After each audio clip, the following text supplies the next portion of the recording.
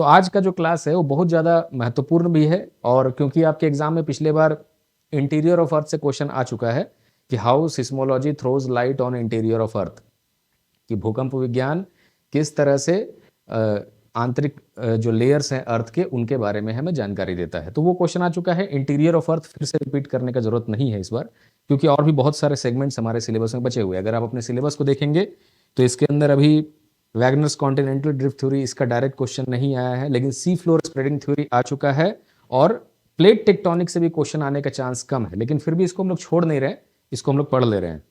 क्योंकि अगर आप लास्ट टू लास्ट ईयर का जो क्वेश्चन देखेंगे तो उसके अंदर एक क्वेश्चन दिया गया था जिसमें जो ट्रांसफॉर्म बाउंड्रीज के बारे में जब जानकारी दिया गया था उससे क्वेश्चन आया हुआ था कि वो ट्रांसफॉर्म बाउंड्री कैसे होता है, जो कि बेसिकली प्लेट टेक्टोनिक थ्योरी के हिसाब से ही वो आता है। तो जहां तक सिलेबस में हमें दिया गया है, तो हम लोग सिलेबस में आगे वोल्केनो, अर्थक्वेक, सुनामी और एक कॉन्टिनेंटल ड्रिफ्ट थ्योरी से प्लेट टेक्टोनिक थ्योरी तक का जो पूरा जर्नी है उसको समझने का कोशिश करेंगे, और उसको विस्तार से आपके कोर्स में जो भी चीज़ें हैं, नोट्स आपको चला गया है पहले ही, प्लेट टेक्टोनिक थ्योरी का, कॉन्टिनेंटल ड्रिफ्ट थ्योरी का, इन सब चीज़ों का नोट्स पहले से जा चुका है। इंटीरियर ऑफ अर्थ का भी नोट्स जा चुका है, मेंस मास्टर नोट्स, कि 800 वर्ड के आंसर में आपको किन चीज़ों का जरूरत पड़ेगा वो पहले से जा चुका है आपको। क्लियर? अब हमें यहाँ मुख्य तौर से समझना है कि हम किस तरह का अंडरस्टैंडिंग एग्जाम में लेके जाएं, कि एग्जाम में क्या है कि कोई सर्टेन नहीं है कि to the point direct question आ जाए, कहीं पे कुछ घुमा दिया तो उसको कैसे हम लोग समझेंगे, ये सारी चीज़ों के बारे में हम लोग जानकारी। यानी आज का जो हमारा टॉपिक है वो है बेसिकली कॉन्टिनेंटल ड्रिफ्ट थ्योरी, और यहाँ तो पहुंचेंगे ही प्लेट टेक्टोनिक थ्योरी। इतना विस्तार से मैं आपको समझाऊंगा कि आप पूरी तरह से अच्छे तरीके से समझ जाइएगा, और बहुत आसान लगेगा। ज्योग्राफी से आसान सब्जेक्ट कोई नहीं है। तो इसको इजी वे में समझने के लिए मैं आपको कि इस पूरे क्लास में, इस पूरे लेक्चर को करने के बाद किस तरह का नॉलेज आपको डेवलप होगा, उसको मैं पहले बता दे रहा हूं कि हम ये सीख लेंगे, और इसी के प्रक्रिया में हम लोग धीरे धीरे धीरे फिर आगे आएंगे। देखिए, अर्थ का ये जो एक इंटरनल स्ट्रक्चर आपको आज दिख रहा है, इसको समझने के लिए, इस तरह का एक डायग्राम बनाने के लिए बहुत मेहनत किया गया है, हजारों सालों का मेहनत किया गया है। ये 100-200 साल का मामला नहीं है, हजारों सालों का मामला है। क्योंकि जब से एंशियंट ग्रीस में अगर आप देखेंगे या फिर अपने भारत में भी देखेंगे, तो पुराने जितने भी लोग जिनके अंदर थोड़ा उत्सुकता होता था जानने का, जिनको हम लोग फिलोसफर्स कहते हैं, वो हमेशा ये सोचते थे कि पृथ्वी की आंतरिक संरचना या पृथ्वी कैसे बना हुआ है। तो इसमें ज्यादा काम तो वेस्टर्न फिलोसफर्स ने ही किया है, कि उन लोगों ने सोचा कि भाई कैसे ये पृथ्वी बनी होगी, या कैसे इसका निर्माण हुआ होगा, कहां तक इसका एक्सटेंट है, ये गोल है, चपटी है, इसका शेप क्या है, इसके ऊपर कॉन्टिनेंट्स का नक्शा किस तरह से बना होगा, कितनी दूरियों पे क्या है, समुद्र कैसे बनते हैं, इन सब के बारे में इंसान ने पहले सोचना शुरू किया। और मैं उसी जमाने से लेकर के यहां तक के नॉलेज सिस्टम में कैसे हम लोग पहुंचे हैं, और अर्थ का वाकई में कैसा इंटरनल स्ट्रक्चर है। ऐसे तो हर चीज थ्योरी है, लेकिन फिर भी जो सबसे ज्यादा accepted theory plate tectonic theory, कि अर्थ का वाकई में इंटरनल स्ट्रक्चर कैसा होगा, इस ज्ञान तक पहुंचने में बहुत समय लगा है। तो फाइनली जो हमें ज्ञान क्या मिला है कि फाइनली हमारा अर्थ जो है एक लेयर्ड स्ट्रक्चर, ये जैसे अर्थ है, और इस लेयर्ड स्ट्रक्चर को मैं पहले एक समझाता हूं। ऐसा शायद आपने कभी नहीं देखा होगा एक ड्राइंग। देखिए, जैसे अगर हम इसको समझाने का प्रयास करें आपको, तो मैं इंडिया का एक ऐसा नक्शा बनाना चाहता हूं जो कि स्लैंट है, जो सोया हुआ है नक्शा।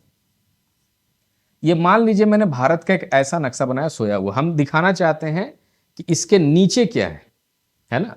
जैसे भारत के सरफेस पे तो हम लोग यहां घूम रहे हैं, इसके ऊपर ऐसे घूम रहे हैं, चलो ये सरफेस पे हम लोग घूम रहे हैं, लेकिन इसके नीचे क्या है ये हम देखना चाहते हैं। और इसके नीचे का जो ये जानकारी है, जिसका हम आज अभी मैप बनाने जा रहे हैं हम लोग, ये सारी जानकारी हमें प्लेट टेक्टोनिक थ्योरी और बाकी के थ्योरीज ने दिया है। अब देखिए, धरती के नीचे जब आप जाएंगे, मान लीजिए आप इस जगह पे खड़े, ये भारत का नक्शा है, आपने यहां पे होल बनाना शुरू किया या ड्रिलिंग शुरू किया ताकि आप धरती के नीचे जाएं, तो अगर करते चले जाएंगे तो 70 किलोमीटर के गहराई पे जाके, लगभग 70-80 किलोमीटर के गहराई पे जाकर के आपको ये ऐसा नजर आएगा कि धरती जो है नीचे कुछ इस तरह से है। मान लीजिए ये मैंने बनाया नक्शा कि इंडियन भारत के नीचे कुछ इस तरीके का आपको नजर आएगा कि यहां पर कुछ ऐसा है। मतलब ये ऊपर का तो जो आपको लैंड का हिस्सा दिखा वो नक्शा, और ये जो है ये इसके नीचे का हिस्सा है। इसका कितने गहराई में हमने जाके देखा है इसको, ये 3D मैप है, ये हमने लगभग 70 किलोमीटर के गहराई में जाकर के नीचे देखा है। इस तरह से। अब इसी के बगल में एक दूसरा देश है, मान लीजिए कि सऊदी अरब, उसका भी हमने ऐसा ही कुछ मैप बनाने का निर्णय लिया है। तो अगर आप सऊदी के भी गहराई में जाएंगे तो देखिएगा कुछ इस तरह से ऐसे करके कि वो भी एक इस तरह का, सऊदी अरब भी ऐसा है नीचे से।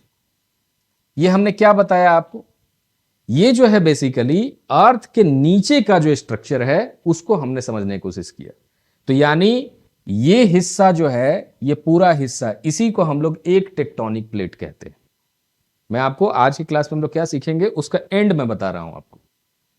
ये जो हिस्सा है एक टेक्टोनिक प्लेट है, इसको कहा जाएगा इंडियन प्लेट। एक सॉलिड ब्लॉक जो यहां से लेकर के यहां, इसको क्या कहा जाएगा, तो ये है ऊपर से, तो ऊपर देखने को लगे आपको सऊदी अरब है ये। तो ये हो गया नीचे का पूरा जो हिस्सा हो गया, ये हो गया एक अरेबियन प्लेट। अब ये दोनों प्लेट मान लीजिए आपस में ऐसे करके टकरा रहे हैं, और बीच में जो कुछ हिस्सा है इस तरह से ऐसे करके बना हुआ, ये बीच का जो हिस्सा है, इस पूरे हिस्से में ये मान लीजिए छोटा सा इसका पतला सा हो गया जो ओशियानिक क्रस्ट हो गया, और इसके ऊपर पानी भरा हुआ है, इसके ऊपर पानी भरा है जिसको हम लोग अरब सागर कहते हैं। मानिए इस गड्ढे में पानी भरा हुआ है। अब ये जो प्लेट है, ये जो भारत का आपने प्लेट देखा, ये भारत ऊपर से तो इतना पतला होगा, नीचे प्लेट जो होगा इसका चौड़ा होगा, ऐसे करके फैला है, 70 किलोमीटर की थिकनेस है उसका। इसके साथ क्या हो सकता है कि अगर कोई बल इसको मूव कराना चाहे ना, तो इधर से उधर मूव करा सकती है। मान लीजिए ये प्लेट को हमको मूव कराना है तो ये यहां से यहां मूव हो सकता है। इतना ही टेक्टोनिक प्लेट है। जो टेक्टोनिक प्लेट, प्लेट विवर्तनिका थ्योरी जो है, इतना ही बताता है, और इसी में सारा ज्ञान छुपा है। और ये प्लेटें आपस में कैसे मूव कैसे कर सकती हैं, जब आपने देखा कि ये कोई हल्का ऑब्जेक्ट तो होगा नहीं, इतना वजन है कि जिसका अंदाजा लगाना मुश्किल है। तो ये जो वजन है ये कैसे स्लिप कर सकता है। अगर दो सॉलिड सरफेस होगा तो कभी स्लिप ही नहीं कर पाएगा, चाहे कितना भी कोई जोर लगा ले। इसका मतलब नीचे जरूर कुछ ना कुछ ऐसा सेमी सॉलिड सब्सटेंस है, ग्रीस जैसा सब्सटेंस है, जिसके ऊपर वो मूव कर सकता है। यानी इसके नीचे जो है कुछ सेमी सॉलिड सब्सटेंस है, उसको हम दूसरे कलर से, येलो कलर से दिखा दे रहे हैं। मान लीजिए ये सेमी सॉलिड सब्सटेंस, इसी को हम लोग एस्थेनोस्फेयर कहते हैं। और इसके नीचे क्या होगा, तो इसके नीचे सॉलिड सब्सटेंस है, जिसको हम लोग एस्थेनोस्फेयर का बाकी का हिस्सा, मान लीजिए कि उसको मेंटल का, आउटर मेंटल, इनर, ऐसे करके हम लोग उसको कह रहे हैं मेंटल, वो सॉलिड सरफेस। तो अर्थ का ये जो हिस्सा है, ये जो ऊपर का डायग्राम है, यही इसका टेक्टोनिक प्लेट है जो इधर से उधर मूव करता है। इतना ही जानकारी पाने के लिए हजारों सालों का समय लगे, और वही आज के क्लास का मुख्य डिस्कशन है कि हमारे टॉपिक में, क्योंकि हम लोग इसको मेंस के पर्सपेक्टिव से पढ़ेंगे, इसको फाउंडेशन के पर्सपेक्टिव से नहीं पढ़ेंगे, तो एक ही क्लास में हम लोग सारा कुछ समझने का प्रयास करेंगे। तो अगर आप देखेंगे कि ये जो अर्थ है, ये जो मैंने डायग्राम यहां बनाया है, सेम यही चीज यहां दिया हुआ है कि देखिए ऊपर का जो ये हिस्सा है, ऊपर का हिस्सा, यही सारी की सारी प्लेटें हैं। इनका ज्यादा गहराई नहीं होता है, ये 70 से 80 किलोमीटर का थिकनेस होता है इनका, जो लिथोस्फीयर होता है, और यही यहां से यहां मूव कर सकते हैं। अंदर क्या है, अंदर अलग अलग लेयर्स हैं। ऊपरी जो लेयर है ये एस्थेनोस्फेयर का लेयर है, ये थोड़ा सेमी सॉलिड टाइप का होता है। इसके नीचे क्या है, ये मेंटल रीजन है। मेंटल के नीचे क्या है, पिघला हुआ आउटर कोर है।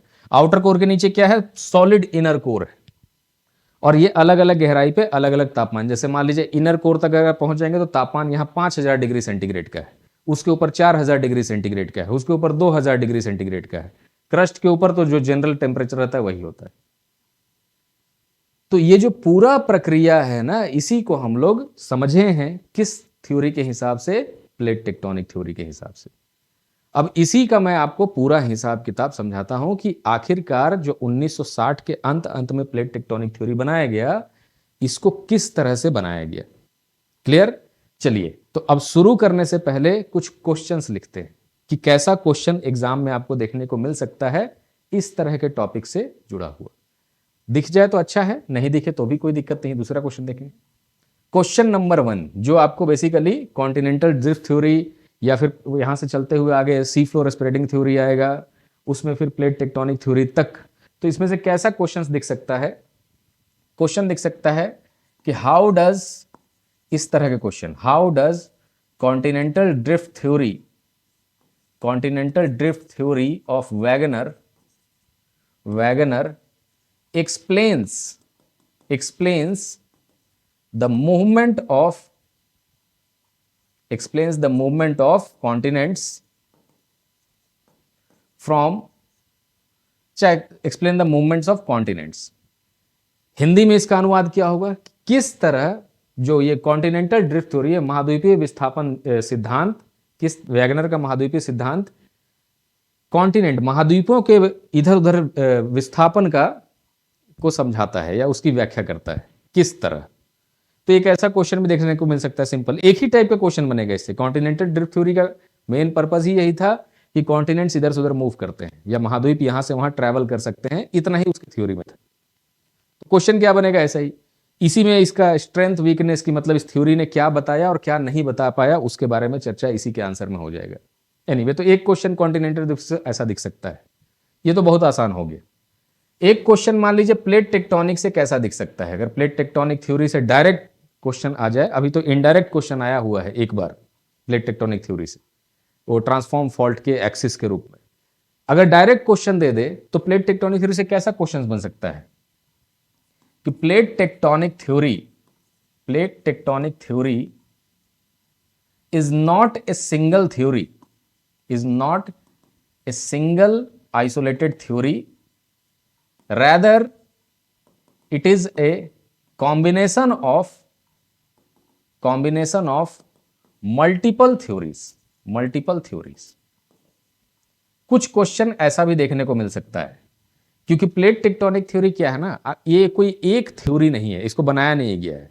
मतलब 1960s के अंत तक क्या हुआ था कि लगभग जितनी थ्योरी सबको मिला देने से ना अर्थ का ये स्टडी पूरा हो जा रहा था कि अर्थ के ऊपर प्लेट्स का या जितने भी महाद्वीप हैं इन सब का मूवमेंट हुआ कैसे है, उन सब चीजों का एक्सप्लेनेशन मिल गया था। तो सबको एक जगह जोड़ करके उन लोगों ने एक थ्योरी बना दिया, उसको कह दिया प्लेट टेक्टोनिक थ्योरी, प्लेट विवर्तनिका सिद्धांत। तो एक थ्योरी बन गई। तो अगर हमने यहां पे इसका आंसर लिखना चाहा तो किस तरह से आंसर लिख पाएंगे। पहले क्वेश्चन हिंदी में क्या है कि जो आपका प्लेट विवर्तनिका सिद्धांत है वो कोई एक सिद्धांत नहीं है, बल्कि कई अलग अलग सिद्धांतों के मेल से बनाया गया है। व्याख्या करें, डिस्कस करें, चर्चा करें या विवेचना करें। तो ऐसा क्वेश्चंस भी देखने को मिलेगा। तो इसके अंदर जितनी भी थ्योरी थी पहले की, उसको हम लोग लिख करके तब आके फाइनली कंक्लूड कर सकते हैं कि यही इसका प्लेट टेक्टोनिक थ्योरी है। तो ऐसा क्वेश्चन भी देखने को मिल सकता है। इसी में क्वेश्चन को और घुमा सकता है कि प्लेट टेक्टोनिक थ्योरी, या फिर मान लीजिए किसी का कंपैरिजन दे दिया इसमें कि सी फ्लोर स्प्रेडिंग थ्योरी ने किस तरह प्लेट टेक्टोनिक थ्योरी तक पहुंचने में मदद किया, ऐसा भी क्वेश्चन। लेकिन सी फ्लोर स्प्रेडिंग थ्योरी से डायरेक्ट क्वेश्चन आ चुका है, फिर से मुश्किल है देना, लेकिन फिर भी ये जानना चाहिए हम लोगों को। तो इस तरह के क्वेश्चंस मेंस के एग्जाम में आप एक्सपेक्ट करते हैं, जो कि आपके नोट्स में हम पहले ही से दे चुके हैं और आपको नोट्स वहां पे जा चुका है, मेंस मास्टर नोट्स में जिसको कह रहा हूं। और वो चीजें हैं कि चलिए उसमें से देख करके आप उसको समझ सकते हैं, उसमें उसके ऊपर क्वेश्चन लिखा हुआ है, फिर उसका आंसर लिखा हुआ है। क्लियर। चलिए अब हम लोग समझने का प्रयास करते हैं बहुत आसान सिस्टम से। हर चीज को समझने का एक टेक्निक होना चाहिए मेरे हिसाब से। अब देखिए, मान लीजिए कि आप एकदम 6ठी शताब्दी ईसा पूर्व में, एकदम 6ठी शताब्दी ईसा पूर्व में, और उस समय आपके दिमाग में एक माने क्वेश्चन जागा हुआ है कि जिस भूमि पे हम चल रहे हैं इसका शेप क्या है, इसका ओर छोर कहां तक पहुंचा हुआ है, या वो समुंदर जो है, मान लीजिए कि आप समुद्री इलाके में रहते हैं तो ये समुंदर कैसे आ गया यहाँ पे। मान लीजिए आप 6th सेंचुरी BC के फिलोसफर है, जिस समय ना तो कोई सैटेलाइट सिस्टम है ना तो कुछ है, वो सारी चीजें कुछ भी नहीं है। तो अब आपके दिमाग में किस तरह से, क्या मेथोडोलॉजी होना चाहिए, क्या पहला अप्रोच आप लेंगे। तो सबसे पहले दिमाग में आता है कि कम से कम एक जगह का नक्शा होना चाहिए। जैसे पृथ्वी का अगर आज आप एक नक्शा देखें तो वो किस तरह का है, और मैंने प्रेरित किया है कि आप अपना नक्शा खुद ही बनाना सीखिए, वो सारी चीजें करिए। मैं 2 तरह का नक्शा बना रहा हूं, एक जो ग्लोब के ऊपर होता है वो, और एक जो फ्लैट नक्शा आप बनाते हैं वो। उसको जल्दी से जल्दी अगर हम लोग बनाएं तो ये मान लीजिए कि अमेरिका का नक्शा हो गया उसका, और फिर उस तरह से साउथ अमेरिका, और फिर यहां पर मान लीजिए यूरोप है, और यहाँ इटली है, ये सारे के सारे देश हैं। यहाँ पर अफ्रीका हो गया, ये मान लीजिए ऐसे करके, थोड़ा सा नॉट टू स्केल है, ये थोड़ा और नीचे आएगा, और हम लोग इसको भारत बनाते हैं, यहाँ पर श्रीलंका भी बना देते हैं। ये एक नक्शा, और उस तरफ साउथ ईस्ट एशिया, और जो मान लीजिए कि उधर का जापान और कोरिया का हिस्सा वो रह गया। मान लीजिए ये अटलांटिक ओशन, ये पैसिफिक ओशन हो गया, और उस तरफ ये इंडियन ओशन हो गया। मान लीजिए एक मोटा मोटा हमने ये नक्शा देखा हुआ है। अब इसी को अगर ग्लोब पे भी आप बनाएंगे तो सेम वही चीज होगा। मान लीजिए अमेरिका को मैं थोड़ा सा ऐसे करके बना देता हूं ताकि जगह रहे सबके लिए, है ना। साउथ अमेरिका को कुछ हम लोग ऐसा दिखा दे रहे हैं, और फिर जो अफ्रीका है हमारा इस तरह से है। मान लीजिए ये नक्शा है, भारत का है, यहाँ है, श्रीलंका है, और फिर यहाँ पे यूरोप है इस तरह से, उधर ग्रीनलैंड है और वो सारा कुछ है यूरोप, ये सब सब। और फिर जा करके उस तरफ जापान, कोरिया, और ये यहाँ से जो आएंगे साउथ ईस्ट एशिया के पूरे मैप होंगे, ऑस्ट्रेलिया भी मिल जाएगा आपको। तो ये जो बेसिकली आज हम लोग इतना आसानी से कर पा रहे हैं कि एक नक्शा हमको प्रॉपर पता है और ये सारा कुछ आज हम लोग इसलिए कर पा रहे हैं क्योंकि आज हमारे पास मॉडर्न सैटेलाइट सिस्टम है। और जब सैटेलाइट्स नहीं थे उसके पहले भी लोगों ने नक्शा बनाया हुआ था यहां पर कि धरती दिखती कैसी है, धरती का आकार कैसा है, उसके ऊपर कॉन्टिनेंट्स किस तरह से हैं, उसका नक्शा लोगों ने बहुत पहले से सोचा हुआ है।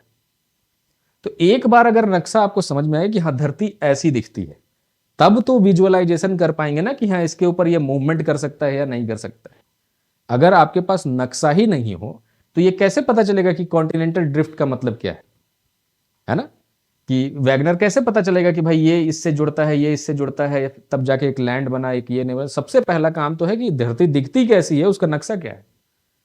तो इसका मैं एक छोटा सा आपको इतिहास समझाता हूं कि कैसे कैसे यहां पर ये लोग नक्शा वगैरह बनाते थे शुरुआत में, एकदम बिगिनिंग के टाइम पे। कुछ मेरे पास इमेजेस हैं जो रियल इमेजेस हैं, जिसको आप देखिए। ये है पृथ्वी का शुरुआती एकदम स्टडी करने का कोशिश। बहुत काबिले तारीफ कोशिश इन लोगों ने किया। जैसे अगर आप देखेंगे ये 6th सेंचुरी BC में बेबीलोन एक जगह का है, माने ये दुनिया का पहला नक्शा बनाया हुआ है, जिसको आप देख सकते हैं कि इन्होंने कोशिश किया कि दुनिया होती कैसी होगी, उसको इन्होंने एक नक्शे पे बनाने का कोशिश किया। और ये बेबीलोनियन 6th सेंचुरी BC का। जाहिर सा बात है कि आज हम लोग जिस नक्शे को, भारत या वर्ल्ड के जिस मैप को आज हम लोग देख रहे हैं, ये जो हमारा नक्शा है, वैसा तो नहीं बना सकते हैं वो लोग। ये तो कई हजारों सालों के मेहनत के बाद हम लोग यहां तक पहुंचे हैं। और यही मेहनत मैं आपको समझाना चाह रहा हूं कि ये कैसे किया गया। इसी को समझते समझते आप कॉन्टिनेंटल ड्रिफ्ट थ्योरी भी समझ जाएंगे, सी फ्लोर एक्सप्लोडिंग थ्योरी भी समझ जाएंगे, प्लेट टेक्टोनिक थ्योरी भी समझ जाएंगे। कितना आसान है। तो शुरुआत तो होगा कहीं ना कहीं से। तो ज्योग्राफी का जो शुरुआती स्टडीज है वो है कार्टोग्राफी। इन लोगों ने किसी तरह से वो नक्शा बनाने का प्रयास किया था। तो अगर बेबीलोन में देखेंगे, इसमें कम से कम 300 से 400 लोग जगहों पर एविडेंस है। ये दुनिया के किसी एक हिस्से में नहीं हुआ है, ये दुनिया के हर हिस्से में। चीन में भी लोग नक्शा बनाने की कोशिश कर रहे थे, अफ्रीका में भी लोग नक्शा बनाने की कोशिश कर रहे थे, जर्मनी में भी लोग नक्शा बनाने की कोशिश कर रहे थे, हर जगह का। तो मैं सारा इमेज तो नहीं दिखा सकता हूं, मोटा मोटा थोड़ा सा उड़ा उड़ा करके भगा के आपको समझा सकता हूं कि देखिए ये दुनिया के शुरुआती नक्शे हैं, जिसमें से एक बेबीलोन का नक्शा आपने देखा। इन्होंने कुछ भी बनाने का प्रयास किया, भले जो भी बनाया उन लोगों ने।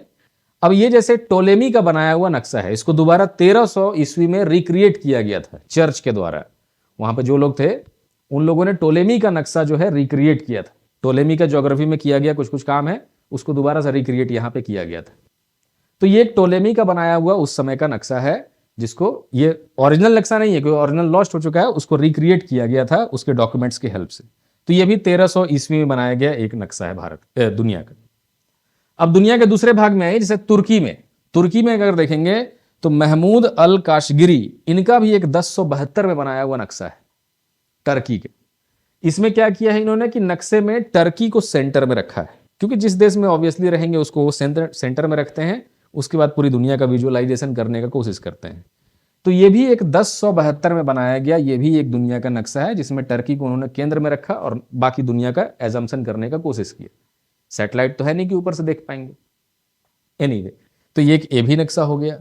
उसी तरह मैंने बोला कि दामिंग हुनीतू बने, ये एक चाइनीज नक्शा है। चाइना में 1389 में बनाया गया दुनिया का नक्शा, दुनिया को विजुअलाइज करने का कोशिश। तो चाइना के साइड में भी एक नक्शा बनाया गया था, जिसमें दुनिया को कुछ ऐसा दिखाया गया, चाइना को कुछ हद तक ऐसा दिखाया गया, और फिर दुनिया कैसी है उसके बारे में सोचा गया। यह भी एक नक्शा है। अब हम लोग धीरे धीरे पहुंचेंगे जब नक्शा थोड़ा थोड़ा क्लोजर टू द अर्थ। अब नक्शे बनाने की प्रक्रिया में पहली बार 1492 में जर्मनी में, ये बेहम नाम के एक आदमी थे, इन्होंने ग्लोब बनाया था।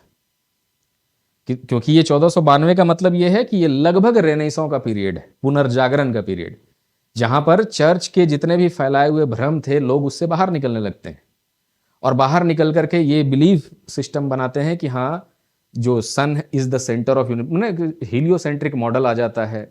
उसके बाद उसके अंदर की नहीं, धरती जो है वो चपटी नहीं है, धरती गोल है, स्फेरिकल है, उसके ऊपर कंसेप्ट। तो उस जमाने की ये ग्लोब है। तो जर्मनी बनाया गया एक ग्लोब जो कि अर्थ को एक स्फेरिकल रिप्रेजेंटेशन दे रहा है, और प्रॉपर तरीके से, पूरा एग्जैक्ट तो नहीं लेकिन फिर भी इस पे कॉन्टिनेंट्स का जिक्र वहां पे दिया गया, कॉन्टिनेंट्स को दर्शाया गया कि इस तरह से होगा। तो यह है 1492 का। और आगे देखते हैं कि ये मैप देखिएगा 1658 का डच मैप है ये, कि निकोलस विशर, इन्होंने एक मैप बनाया था। अब ये जो मैप इन्होंने बनाया 1658 में, ये लगभग एक्यूरेट मैप है। देखिए, मतलब जिसको मैंने आपको 6ठी शताब्दी ईसा पूर्व से दिखाया, 1658 आते आते लगभग इन लोगों ने ये मैप बना लिया था जो दुनिया को रिप्रेजेंट करता है। कैसे बना लिया? क्योंकि उस समय इन लोगों ने, यह एज ऑफ एक्सप्लोरेशन को होकर के लगभग 100 साल बीत चुका है, जब दुनिया भर में जो राजा थे, वो यूरोप के ज्यादातर राजा, वो लोग माने फाइनेंस करते थे, बहुत सारे जो माने नाविक होते थे, साहसी नाविक, साहसी जो खोज करता होते थे, इन सबको फिनांस करते थे, जहाज देते थे, सुरक्षा प्रोवाइड करते थे, और ये लोग दूर दूर जाकर के एक्सप्लोर करते थे चीजों को। और इसमें इन्होंने इतना यात्राएं किया कि इन लोगों ने इस हद तक मैप पहुंचा लिया है। दुनिया भर का जो मैप था उसको, इसमें देखिए प्रॉपर तरीके से नॉर्थ अमेरिका भी का भी लैंड दिख रहा है, जितना उन लोगों ने बना पाया, पूरा नहीं बना पाए हैं वो लोग। फिर उसमें साउथ अमेरिका का भी मैप आपको दिख जाएगा प्रॉपर तरीके से, एग्जैक्ट तो नहीं है लेकिन हाँ बना लिया है। अफ्रीका, उसके बाद फिर यहां पर दूसरे एरियाज। क्लियर? अब ये जो पूरे मैप हैं, ये देखिए 1658 में डच नाविकों के द्वारा, ये डच जो निकोलस विशर थे, उन्होंने ये मैप बनाया था। क्लियर? तो मैप्स का यात्रा आपने देखा, यानी अल्फ्रेड वैगनर 1912 में जो सिद्धांत दे रहे हैं ना कि ये कॉन्टिनेंट्स इधर उधर मूव किए हैं, ये ऐसा नहीं कि उन्होंने पहली बार ये चीज बोला था। क्योंकि अगर आपके पास मैप ही नहीं है, अगर आपके पास कोई रेफरेंस ही नहीं है कि दुनिया दिखती कैसी है, तो मूवमेंट का बात तो सेकेंडरी बात है, सोचना भी मुश्किल है। क्लियर? तो अल्फ्रेड वैगनर तक पहुंचाने से पहले मैं आपको उसके पीछे किए गए कामों को थोड़ा सा बताता हूं कि उन्होंने कैसे उस तरह के सिद्धांत को दिया कि एक कॉन्टिनेंट जो है अपना जगह छोड़ करके दूसरा जगह मूव कर सकता है, इस बात तक कैसे वो पहुंचे थे। क्लियर? आसान है। तो ये हमने इतिहास में कई तरह के मैप्स देखे, यानी आदमी ने, यानी लोगों ने उस समय लगभग ये जान लिया था कि दुनिया में कॉन्टिनेंट्स का पोजीशन क्या है, किस तरह से वो मैप्स बने हुए हैं। क्लियर? चलिए, और ये बहुत पहले जान लिया इन लोगों ने। नहीं, अब आगे बढ़ते हैं। अब वैगनर का जो सिद्धांत है वो आया है 1912 में, और वैगनर के सिद्धांत को मैं थोड़ा सा ब्रीफ यहां पे बता दे रहा हूं, वैसे तो मैं अब तक चर्चा कर ही चुका हूं उसका कि क्या है, और उसके पहले देखेंगे कि लोगों ने और क्या बातें किया था। क्योंकि वैगनर का सिद्धांत आप सब ने कभी ना कभी जरूर सुना होगा कि कॉन्टिनेंट्स यहां से वहां मूव करते हैं। मैं थोड़ा सा ये बता देना चाहता हूं कि इसके पीछे किस तरह से चीजें हुई, मैंने इन वैगनर के आने से पहले लोगों ने किस तरह का सिद्धांत दिया, उन सब पे थोड़ा सा मैं ब्रीफली आपको बताता हूं। जैसे वैगनर ने 1912 में यह बोला था कि जो कॉन्टिनेंट है, आज जितने भी कॉन्टिनेंट हम लोग देख रहे हैं, कहीं पे अफ्रीका है, कहीं पे यूरोप है, मैप के माध्यम से देखा उन्होंने कि कहीं पे ये सारी चीजें हैं, कहीं पे भारत है, जो भी जितने भी कॉन्टिनेंट हैं, ये पहले एक जगह थे। इन्होंने यही कहा 1912 में, ये पहले एक जगह थे, और एक जगह पे ऐसे थे कि उनको एक पैंजिया कहा जाता था, ऐसे करके एक पैंजिया हो गया, और इसी में सारे कॉन्टिनेंट सब एक जगह पे है, ऐसे एक लैंड मास था पैंजिया, जो लगभग 200-250 मिलियन साल पहले टूटता है, और इसके जो निचले हिस्से हैं वो अलग होने लगते हैं सब एक जगह से, और अलग हो करके इस तरह के लैंडमास बनाते हैं, जो कि आज भारत दुनिया के नक्शे में नजर आ रहा है हमको। उनको उन्होंने नाम दिया कि पैंजिया टूटने के बाद गोंडवाना लैंड और लॉरेसिया, ऊपर का हिस्सा लॉरेसिया बन गया, ये वाला हिस्सा, और नीचे का हिस्सा गोंडवाना लैंड बन गया। और गोंडवाना लैंड में कई तरह के छोटे मोटे कॉन्टिनेंट्स जो टूट के बिखर के अलग हुए थे, वो थे। ये 1912 में इन्होंने बोला। तो इसके पहले क्या कुछ लोगों ने ये बातें इनसे पहले कही थी या नहीं कही थी, उसको समझते हैं। तो जो भी डेवलपमेंट्स हुए थे ज्योग्राफी के क्षेत्र में, जियोमॉर्फोलॉजी के क्षेत्र में, वैगनर से पहले एक बार उसको देखते हैं। अब देखिए, इसमें सबसे पहले जिस व्यक्ति का नाम आएगा वो आएगा 1596 में, अब्राहम ऑर्टेलियस का। 1596 सूची कब का बात है? 1912 कहां और 1596 कहां है, जिस समय लोगों के पास एक्यूरेट मैप भी नहीं था। तब ये अब्राहम ऑर्टेलियस ने कहा था कि जो कॉन्टिनेंट्स हैं, जो साउथ अमेरिका और अफ्रीका है, इन्होंने ये नोटिस किया था। मैंने ये नहीं बोला कि एक आइडिया दिया, रफ आइडिया दिया कि लगता है कि ये देश जो है ना मूव हुआ है। ये उन्होंने इस मैप में ये देख के बताया कि ये जो हिस्सा है, अगर मैप में देखा जाए, ये वाला हिस्सा ऐसे करके जो मैं बना रहा हूं, ये हिस्सा अगर इसमें फिट बैठाया जाए तो ये जाकर के थोड़ा सा फिट बैठ सकता है। ये पहली बार नोटिस करने वाले व्यक्ति थे अब्राहम ओर्टेलियस, और नोटिस कब किया उन्होंने? 1596 में, बहुत पहले, 400 साल पहले। समय बदला। अब इसके बाद जो डेवलपमेंट हुआ उसको हम लोग देखते हैं कि इन्होंने पहली बार ये बताया कि प्लेट जो है खिसक सकते हैं, उसका आइडिया इन्होंने पहली बार दिया। वो आइडिया अल्फ्रेड वैगनर का ओरिजिनल आइडिया नहीं, उसके पहले कई लोग ये बातें कर चुके हैं। चलिए अब इसी से जुड़ा हुआ कुछ बातें और क्या किया लोगों ने देखते हैं। अब कुछ समय और बीता, 1858 आया, 1858, जिस समय भारत में क्रांति हो रहा था 1857 का, और इंडियन काउंसिल्स एक्ट आया था 1858। इंडियन जो मैंने आपका उस समय तो गवर्नमेंट ऑफ इंडिया एक्ट 1858 हो गया था, और रानी का प्रोक्लेमेशन, और ब्रिटिश ने अपने कंट्रोल में भारत को ले लिया। उसी साल का बात है।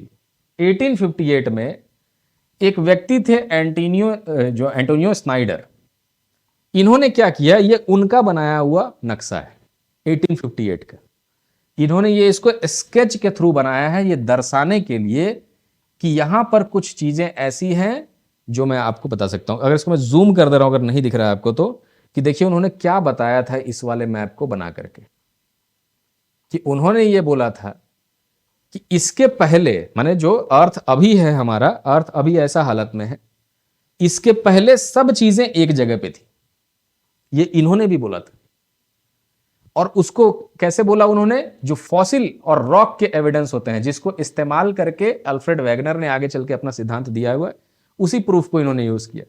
कि मान लीजिए कि अगर आप इस क्षेत्र में हैं, इस जगह पे, अगर हम लोग मान लीजिए कि ये पहले एक ही लैंड मास है, एक ही लैंड मास, तो क्या होगा कि जो जीव जंतु होते हैं ना, जैसे मान लीजिए यहां पे कोई जानवर है।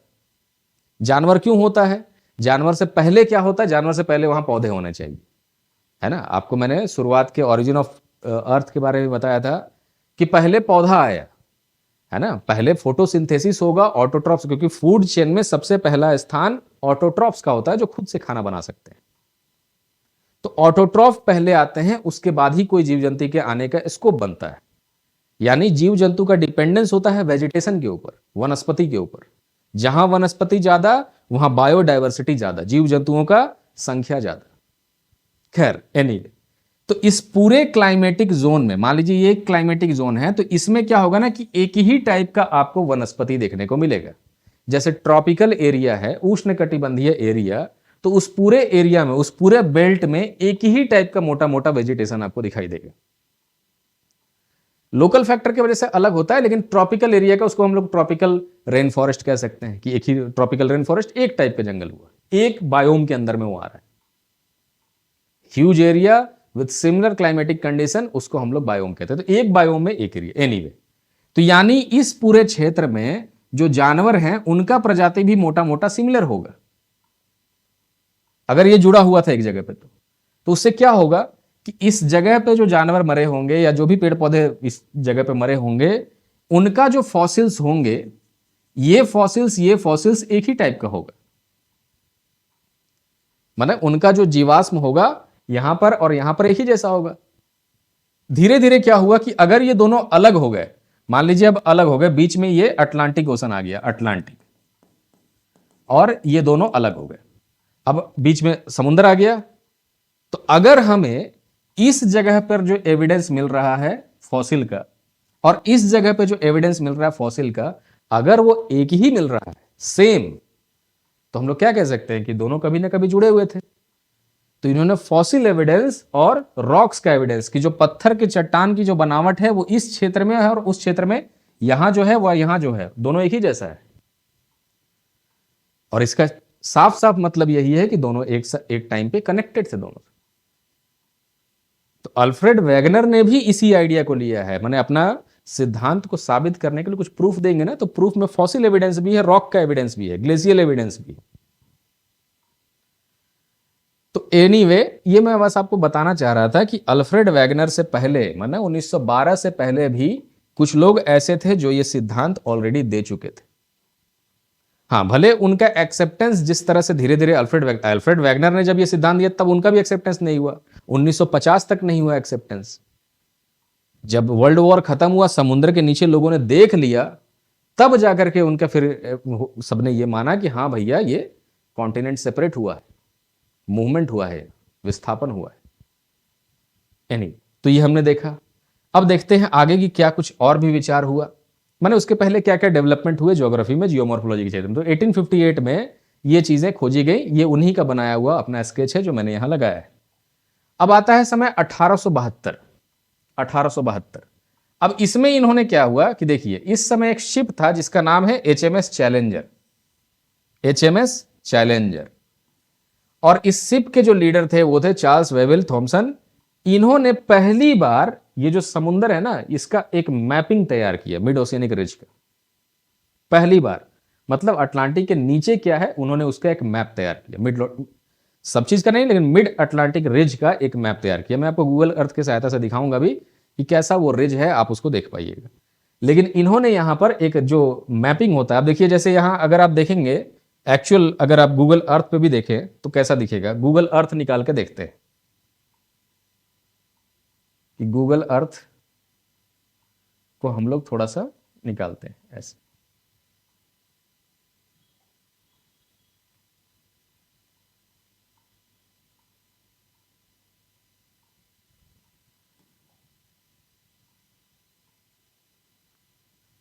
तो अब ये एकदम मॉडर्न टेक्नोलॉजी की सहायता से बनाया गया गूगल अर्थ का एक अर्थ का मॉडल है गूगल अर्थ। इसको आप भी कभी भी देख सकते हैं। इसको अगर हम लोग चाहें तो इस पे जा करके और जूम करके देखें कि अटलांटिक ओशन कहाँ है। जैसे ये हो गया, मान लीजिए कि अमेरिका का हिस्सा, इसके आगे अटलांटिक ओशन, ये हिस्सा। अगर हम लोग यहाँ जाएं और देखिए यहाँ ऐसा है।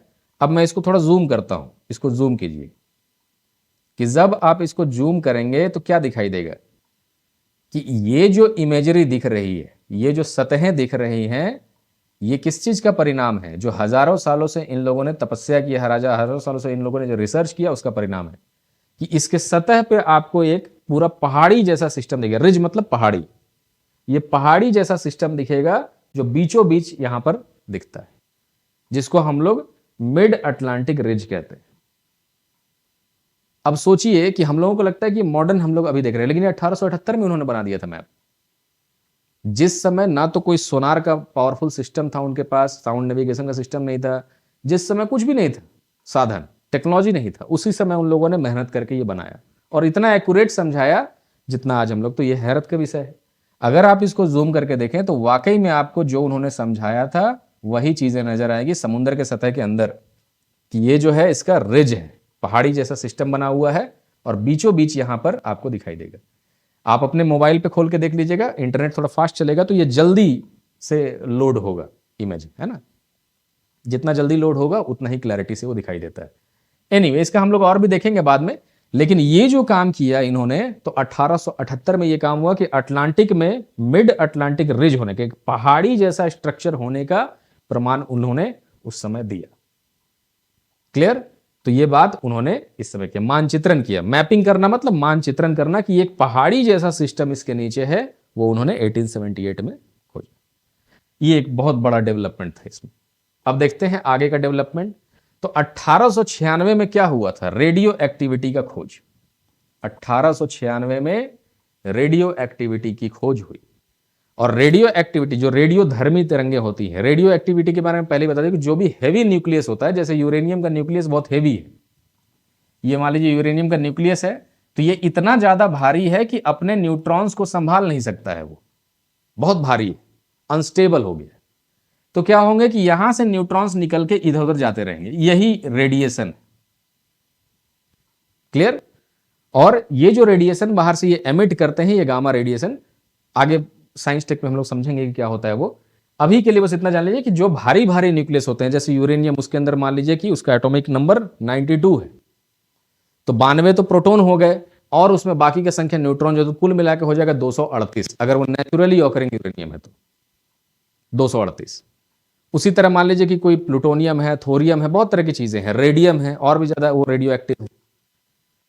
तो ये जितनी भी चीजें हैं ये बहुत ज्यादा रेडियो एक्टिव क्यों होती हैं, या फिर ये जो एमिट क्यों करती हैं अपने अंदर से न्यूट्रॉन्स? क्योंकि उनका न्यूक्लियस बहुत भारी होता है, उसमें होल्ड करने के कैपेसिटी से, जितना बल से वो होल्ड करता है उससे ज्यादा न्यूट्रॉन्स प्रोटॉन्स का संख्या भरा हुआ है, भारी न्यूक्लियस। तो ये खोज 1896 में हुआ। इस खोज के बाद जैसे आप देख सकते हैं हेनरी बैकरेल, या हो सकता है आपने जीके में कभी पढ़ा होगा कि किसने रेडियो एक्टिविटी की खोज की, तो हेनरी बैकरेल। तो इनके इस खोज की वजह से यहां पे आप जैसे देख रहे हैं कि मैरी क्यूरी ने फिर इसी के बाद आगे बढ़ाया, फिर कई तरह के आइसोटोप्स के बारे में जानकारी मिलना शुरू हुआ, ये एक प्रक्रिया चल पड़ा, उसके बाद न्यूक्लियर फिजिक्स चल पड़ा। तो एनीवे, तो हेनरी बैकरेल के ये करने के बाद 1896 में एक बात तय हो गया कि धरती के कोर में, धरती के बीच में कहीं ना कहीं से रेडिएशन आ रहा है, जिसके वजह से ये इस तरह के एलिमेंट्स हैं। मान लीजिए कि आपने खुदाई किया, ये जमशेदपुर में एक जगह है जो जादूगुड़ा के नाम से ना, जादूगुड़ा में आपने खुदाई किया, हो सकता है 800-900 मीटर आपको यूरेनियम मिल रहा है। तो यूरेनियम जैसा एलिमेंट अगर वो रेडियोधर्मी है, तो क्या धरती के कोर में वैसे एलिमेंट्स नहीं हो सकते हैं? तो इनके वही सिद्धांत की वजह से धरती के कोर में रेडिएशन है, इस बात का एक पुख्ता प्रमाण तो नहीं कहेंगे, लेकिन एक पुख्ता सिद्धांत इन्होंने दिया इस समय, कि इससे यह पता चला कि अर्थ के भीतर कुछ ना कुछ रेडिएशन है, कुछ ना कुछ न्यूक्लियर फिजन फ्यूजन हो रहा है, जिसके कारण जो बचा हुआ है, ऐसा नहीं कि वो सूर्य के जैसा है, सूर्य में न्यूक्लियर फ्यूजन चलता ही रहेगा, चलता ही रहेगा, अभी लगभग 5 बिलियन साल तक चलेगा, लेकिन धरती 5.4 बिलियन साल तक चलने वाला है। लेकिन धरती के नीचे जो है, क्योंकि वो अलग हुआ है उसी सूर्य से, तो इसके अंदर रेसिडुअल हीट है। रेसिडुअल मतलब कि कुछ बचा खुचा हीट अभी भी इसके अंदर है, पूरी तरह से खत्म नहीं हुआ है, जो कि अर्थ के अंदर जो हीटिंग होती है ना, उसका वो स्रोत है। तो ये 1896 में भी पता चल गया। अब देखते हैं कि इसके बाद क्या। तो इसके बाद अब आएंगे हम लोग 1897 से लेके 1911 के बीच। अब देखिए यहीं पे एक टॉपिक आपको दिया हुआ था, इंटीरियर ऑफ अर्थ, कि 1897 से लेके 1911 के बीच में कुछ ऐसा हुआ कि अर्थ के अंदर लेयर्स हैं, इस बात का जानकारी मिला। क्लियर? अभी हम लोग वैगनर के सिद्धांत तक नहीं पहुंचे हैं, और ये सब कुछ पहले ही डिस्कवर हो चुका है। अब जस्ट अगले साल वैगनर का सिद्धांत ही आने वाला है। तो 1897 से 1911 के बीच में क्या हुआ, भूकंप पे इन्होंने चर्चा शुरू किया। क्योंकि इंटीरियर ऑफ अर्थ अगर एक खाली टॉपिक हम लोग पढ़ते हैं, तो हम लोग क्या पढ़ते हैं उस टॉपिक में? इंटीरियर ऑफ अर्थ के टॉपिक में हम लोग ये पढ़ते हैं, इंटीरियर ऑफ अर्थ, अर्थ की आंतरिक, उसके अंदर कि अर्थ के इंटरनल स्ट्रक्चर को समझने के लिए हमें दो उपाय लगाना पड़ता है। माने दो तरीके से हम जान सकते हैं। पहला तरीका क्या है? डायरेक्ट सोर्सेस, डायरेक्ट स्ट्रेट सीधा सोर्स, कि जैसे ज्वालामुखी है, ज्वालामुखी क्योंकि अर्थ के नीचे से आ रही है, तो ज्वालामुखी के जितने भी मैग्मा है जब वो बाहर आएंगे, सॉलिडिफाई होंगे, हम उनका स्टडी कर ले, तो क्या डायरेक्ट एविडेंस है कि अंदर क्या है, उसका पता चल सकता है वोल्केनिज्म के रॉक से। उसी तरह और भी कुछ चीजें हैं जो डायरेक्ट एविडेंस के रूप में काम आती हैं। तो डायरेक्ट में मान लीजिए वोल्केनिज्म है, हम अगर चाहें तो डायरेक्ट ड्रिलिंग कर सकते हैं, ड्रिलिंग से भी पता चल जाएगा कि अर्थ के नीचे अगर हम ड्रिलिंग करते, लेकिन सबसे ज्यादा जो गहरा ड्रिलिंग, ये सब लिमिटेड है। ड्रिलिंग जो हमने किया है वो लगभग 10 किलोमीटर या 12 किलोमीटर गहराई तक किया है, कोला नाम की जगह आर्कटिक में। तो ड्रिलिंग इससे नीचे आप कर ही नहीं सकते हैं अर्थ में। आप सोचिए कि जो पानी के लिए हम लोग ड्रिल बनाते हैं, जो बोरिंग करवाते हैं, वो बोरिंग का गहराई मान लीजिए कि 500 फीट जान ले तो डीप बोरिंग कराने लगता है। 500 फीट कह रहा हूं, 300 मीटर। तो 500 फीट नीचे तक वो जाने में उसका हालत खराब हो रहा है। कहीं कहीं पे और डीप बोरिंग होता है, 1500 फीट तक भी बोरिंग कर लेते हैं लोग। जो अपार्टमेंट बनाते हैं, बड़े बड़े अपार्टमेंट, वो 1500 फीट, 1000 फीट पे भी बोरिंग होता है पानी निकालने के लिए। तो वो जो बोरिंग है, सोचिए 1500 फीट तक का बोरिंग ही हम लोगों को लग रहा है कि डीप बोरिंग हो गया, और उसके पीछे आपका लाखों खर्च हो जाएगा 1500 फीट तक बोरिंग करने में, और कितना मशक्कत लग जाएगा, उसके नीचे बोरिंग कर भी नहीं सकता है। तो अगर 10-12 किलोमीटर नीचे बोरिंग करना है तो उसके लिए तो पानी में बोरिंग करना पड़ेगा। इसलिए साइंटिस्ट ने ये आर्कटिक में किया, क्योंकि आर्कटिक एक जमा हुआ समुंदर है, जहां पर कोई ठोस सतह बर्फ की वजह से है, ठोस सतह कॉन्टिनेंट की वजह से नहीं, क्योंकि समुंदर है जमा हुआ। अगर यही काम अंटार्कटिक में करने चले जाते तो हालत, क्योंकि अंटार्कटिक लैंड है, कॉन्टिनेंट है, उसमें आप ड्रिल कर ही नहीं सकते। तो खैर, डायरेक्ट एविडेंसेस का अपना एक सीमा है, उसके बियॉन्ड नहीं जाना जा सकता है अर्थ के नीचे क्या है। तो उसी तरह इनडायरेक्ट एविडेंस है कुछ।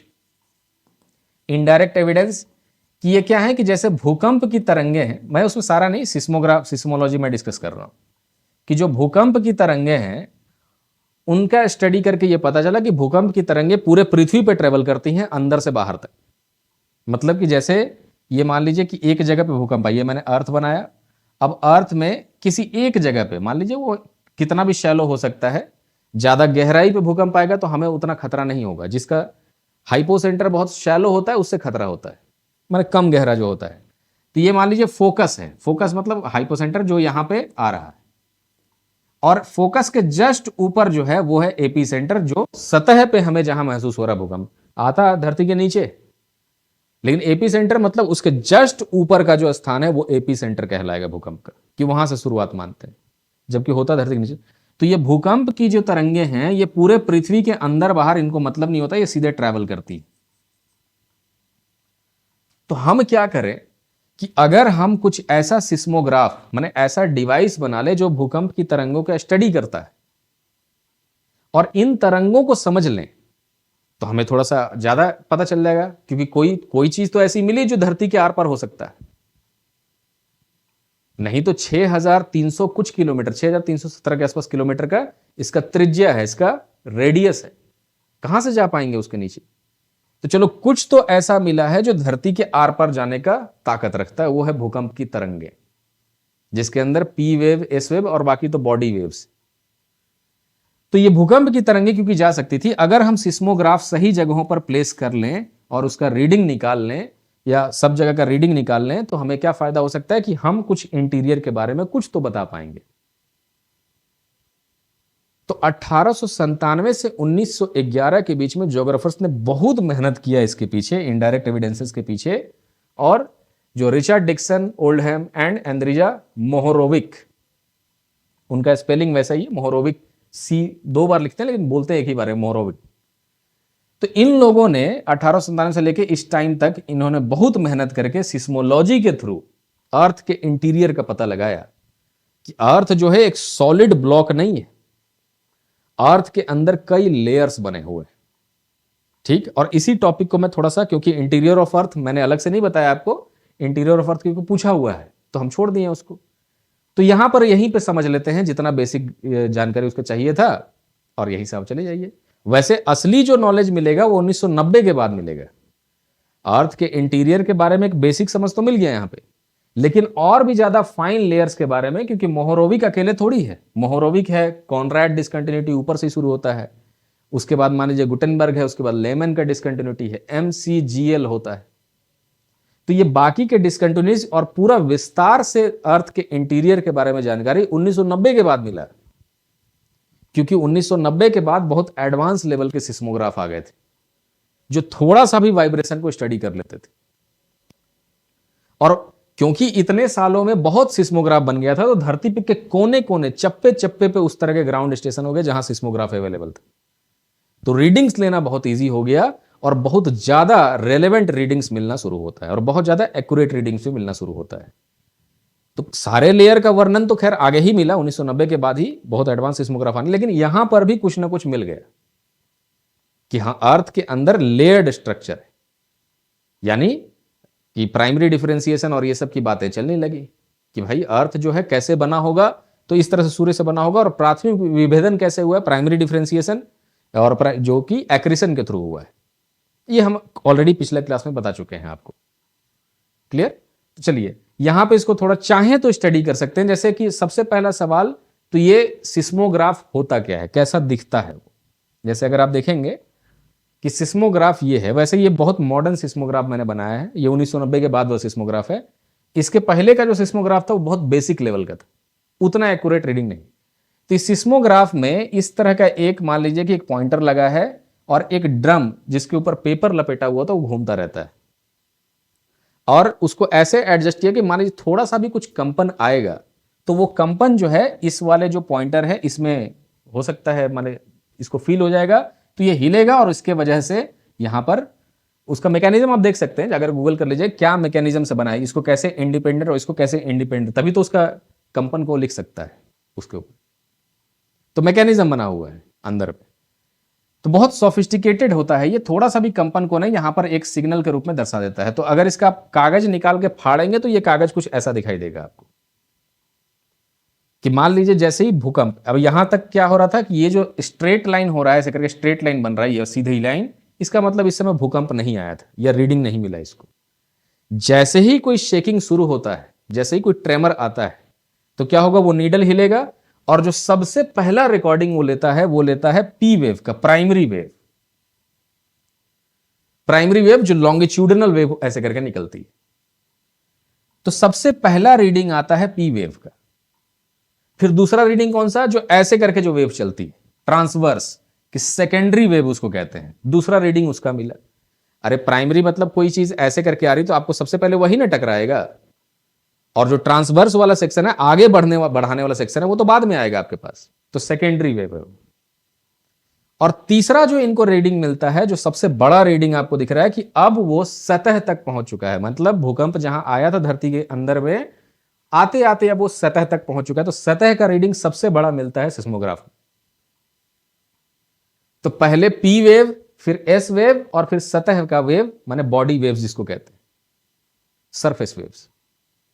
ये हो गया बॉडी वेव्स, ये सरफेस वेव्स। क्लियर? तो ये तीन रीडिंग को देख करके हम लोग ये, माने इस रीडिंग में क्या आंकड़ा आता है उसको देख के हम लोग कुछ बता सकते हैं अर्थ के इंटीरियर के बारे में, कि लगता है लेयर्ड स्ट्रक्चर है अर्थ के अंदर, एक सॉलिड सिंगल ब्लॉक नहीं है। अब ये कैसे बताया गया अर्थ के अंदर में, तो इसी को हम लोग यहां पे समझ सकते हैं। जैसे देखिए, सिस्मोग्राफ आपको समझ में आ गया, उसका रीडिंग समझ में आ गया। अब एक अर्थ का एक स्ट्रक्चर बनाते हैं और उसको समझने का प्रयास करते हैं कि कैसे हुआ ये। अगर ज्यादा गोल नहीं बनेगा तो माफी चाहेंगे, लेकिन कोशिश कीजिए अपने कॉपी में गोल बनाने का। जब भी इंटीरियर ऑफ अर्थ का क्वेश्चन आए, वहां पर पहले सिस्मोलॉजी के बारे में बताना बहुत जरूरी है, कि सिस्मोलॉजी ने ही ये बताया कि अर्थ के इंटीरियर में लेयर्ड स्ट्रक्चर है। वहीं से आपका इंट्रो बॉडी शुरू होगा, इंट्रोडक्शन में वही लिखना है, ठीक है, सिस्मोलॉजी के बारे में। और खैर आपको तो जो क्वेश्चन आया था पिछले एग्जाम में जेपीएससी के, वो डायरेक्ट पूछ चुका था कि सिस्मोलॉजी से किस तरह पता चलता है, तो इंट्रोडक्शन में तो और आसान हो गया आपके लिए। एनीवे, तो आपने क्या किया है, देखिए, अब मान लीजिए कि मैं इसके अंदर के फोकस पे नहीं जा रहा हूं, मतलब धरती के अंदर कहां भूकंप आया उससे अभी मतलब नहीं है, सतह पे कहां फील हुआ वो देख रहे हैं। कि मान लीजिए ये जो है इसका एपी सेंटर, एपी सेंटर थोड़ा बीच में कर लेते हैं, बनाने में इजी लगेगा, अच्छा भी लगेगा। ये मान लीजिए एपी सेंटर इसका, जहां पर भूकंप आया है, AP centre, origin of earthquake, ये मान लेते हैं अर्थक्वेक, जबकि अर्थक्वेक बॉडी के अंदर आया होगा, लेकिन उसके ऊपर का सतह एपी सेंटर को हम लोग रेफरेंस पॉइंट कैलकुलेट कर रहे हैं। अब क्या है कि मान लीजिए 1990 के जमाने पूरी पृथ्वी पे हर जगह सिस्मोग्राफ लगा हुआ है, हर जगह भूकंप नापने वाला मशीन लगा हुआ है। हमें बस ऑब्जर्व करना है कि एक भूकंप जो यहां से शुरुआत हुआ था वो कैसे ट्रेवल कर रहा है। माने एग्जैक्ट इस टाइम पे मान लीजिए 6:58 पे एक भूकंप आया, और ये 6:58 पे जो भी अर्थक्वेक आया था, फिर उसी टाइम पे दुनिया के दूसरे सिस्मोग्राफ ने क्या रीडिंग दिखाया, कैसे वो ट्रेवल करके गया था वहां पे। तो होता क्या है कि इसके लिए मैं एक डायग्राम बनाता हूं, कि जैसे मान लीजिए कि यहां पर एक अर्थ का अपना कोर भी है ना, कि अब जैसे अभी तो हम लोग को पता है कि अंदर लिक्विड है कि सॉलिड है, तो मान लीजिए मैं एक ऐसे रेफरेंस के लिए एक लेयर बना भी दे रहा हूं, कि ये मान लीजिए इसका जो है सॉलिड इनर कोर है, और इसके बाहर जो है वो थोड़ा सा लिक्विड है। इसके बाहर जो है ये है लिक्विड का क्षेत्र, ये ब्लू वाला लिक्विड है, अंदर वाला जो है सॉलिड है, सॉलिड। अब क्या है कि जैसे पी वेव है, तो पी वेव क्या करेगी कि पी वेव का प्रॉपर्टी क्या है, प्राइमरी वेव का प्रॉपर्टी, कि प्राइमरी वेव सॉलिड लिक्विड दोनों में ट्रेवल कर सकती है। इसको थोड़ा सा ऐसे करते हैं कि ये सॉलिड में भी ट्रेवल कर जाएगी और लिक्विड में भी ट्रेवल कर जाएगी। लेकिन लिक्विड में क्या होगा कि यहां पर स्पीड जो है ज्यादा होगा और यहां पे स्पीड थोड़ा सा घट जाएगा। होता है ना जैसे लाइट के केस में भी, कि रेयर मीडियम है, डेंसर मीडियम है, तो उसमें क्या होगा कि जैसे ही रे ऑफ लाइट जाएगी तो उसका स्पीड घट जाएगा डेंसर मीडियम में, तो रिफ्रैक्शन हम लोगों को दिखाई देगा। तो उसी तरह से मान लीजिए कि पी वेव है, ये पी वेव चल के आ रही थी, तो यहां तक सॉलिड था, तो सॉलिड में रफ्तार मान लीजिए तेज था, लेकिन जैसे ही वहां पर लिक्विड आ गया इतने दूर के क्षेत्र में, तो उसका रफ्तार थोड़ा सा ड्रॉप हो जाएगा ऐसे करके। फिर से उसको सॉलिड मिला तो सॉलिड में रफ्तार ठीक पकड़ लिया वो। पी वेव का ये प्रॉपर्टी, प्राइमरी वेव का। सेकेंडरी वेव का क्या प्रॉपर्टी है, सेकेंडरी वेव कि ये सॉलिड में तो जा सकते हैं लेकिन लिक्विड में जा ही नहीं सकते हैं, लिक्विड में ये प्रोपागेट ही नहीं होते हैं। क्लियर? इतना हमें पता चल गया पी वेव का प्रॉपर्टी, एस वेव का प्रॉपर्टी। अब हम दुनिया भर के सिस्मोग्राफ को स्टडी करेंगे कि 6:58 पे वहां से जो भूकंप चला उसका क्या रीडिंग दुनिया भर में आया है। तो कैसे होगा कि मान लीजिए यहां से पी वेव आ रहा है, कि जैसे ये पी वेव चला, ये बाहर का क्षेत्र तो पूरा सॉलिड है, ये भी यहां बीच में लिक्विड है और अंदर भी सॉलिड है। तो ये ऐसे चला, जो यहां तक आने वाली वेव थी, मान लीजिए ये पी वेव दिखा रहा हूं, दूसरे कलर से दिखाना पड़ेगा, चलिए ब्लू से ही दिखा दे रहे हैं पी वेव को। तो जो पी वेव यहां तक आते थे वो सीधे पहुंचते थे एकदम यहां पे, खटाक से सीधे पहुंच गए, खटाक से सीधे पहुंच जा रहे हैं। फिर इधर भी जो पी वेव, इधर भी प्रोपागेशन सही हुआ, सब जगह पे सही हुआ, मतलब सब जगह की रीडिंग दिखाया कि हाँ यहां तो उसी टाइम पे पहुंचा, यानी इसको कोई दिक्कत नहीं था जाने में। लेकिन जो सिस्मोग्राफ इस क्षेत्र में थे, इस क्षेत्र में क्या हुआ उनके साथ कि पी वेव चला तो सही यहां से, लेकिन यहां तक सॉलिड था तो सॉलिड में स्पीड दूसरा था, जैसे ही उसको लिक्विड रीजन मिला उसका स्पीड थोड़ा सा कम हो गया, घट गया। मतलब उसको यहां आना चाहिए था उस वेव को, मतलब उसका टारगेट है इस जगह पे, लेकिन वो वेव दिखाई कहां दिया, थोड़ा सा इस जगह पे, मान लीजिए इससे। बात समझ में आई? इस जगह पे उसको आना चाहिए था लेकिन वो दिखाई दिया यहां पे, यानी डिफ्लेक्शन दिखता है। तो सिस्मोग्राफ क्या स्टडी करेगा कि भाई दिखना चाहिए था वहां लेकिन दिख रहा है यहां पे। क्लियर? माने उस क्षेत्र में। चलिए और भी इधर देखें दो चार वेव बना करके, कि ये जो वेव यहां आई वो भी ऐसे करके डिफ्लेक्ट हो गई, ऐसे करके चली गई। जो वेव यहां आई वो भी डिफ्लेक्ट हो गई, फिर अंदर आके फिर डायरेक्शन बदला, स्पीड बदला, फिर वो ऐसे चली गई। ये हो रहा था पी वेव के साथ। फिर जो आई डिफ्लेक्ट हो गई, फिर यहां पे आके उसको दिख रहा है, फिर और आई डिफ्लेक्ट हो गई, फिर यहां दिख रहा है। ऐसे करके वो डिफ्लेक्शन हो रहा है उसके अंदर, माने डिफ्लेक्ट यहां तक आई, डिफ्लेक्ट हो गई, फिर ऐसे करके आ रही। मतलब पी वेव क्योंकि लिक्विड मीडियम से जाएगा वो, लेकिन जाने के बाद वो डिफ्लेक्शन उसके अंदर दिखाई देगा। ठीक? तो कुछ हिस्सा यहां तक है मान लीजिए ऐसे करके। अब आते हैं सेकेंडरी। अब मैं डिग्रीज नहीं लिख रहा हूं कि कितने डिग्री तक क्या हुआ। ठीक? और डिग्री नापने का तरीका मैंने यहीं से, इनका एंगल्स क्या है तो वो डिग्री नापते हैं। जैसे मैं लिख दे रहा हूं ऐसे कि चलिए 140 डिग्री, 140 डिग्री प्लस 105 डिग्री और 105 डिग्री। अब पी वेव के साथ क्या हुआ, प्राइमरी वेव के साथ, कि प्राइमरी वेव चली तो सही यहां से, चलने के बाद क्या हुआ, उसको पहुंचना चाहिए था इस क्षेत्र में, लेकिन पहुंची नहीं। वो कहां पहुंची, यहां। यानी 105 डिग्री के बियॉन्ड ही कोई भी पी वेव दिखाई दिया और 140 के ऊपर ही कोई पी वेव दिखाई दिया, बीच में कुछ दिखाई नहीं। समझ में आई? तो ये एक बड़ा स्ट्रेंज फेनोमेना सबको लगा कि भाई बीच में कुछ दिखा क्यों नहीं, एकदम खाली कहीं भी भूकंप आ रहा है लेकिन बीच में कुछ है ही नहीं।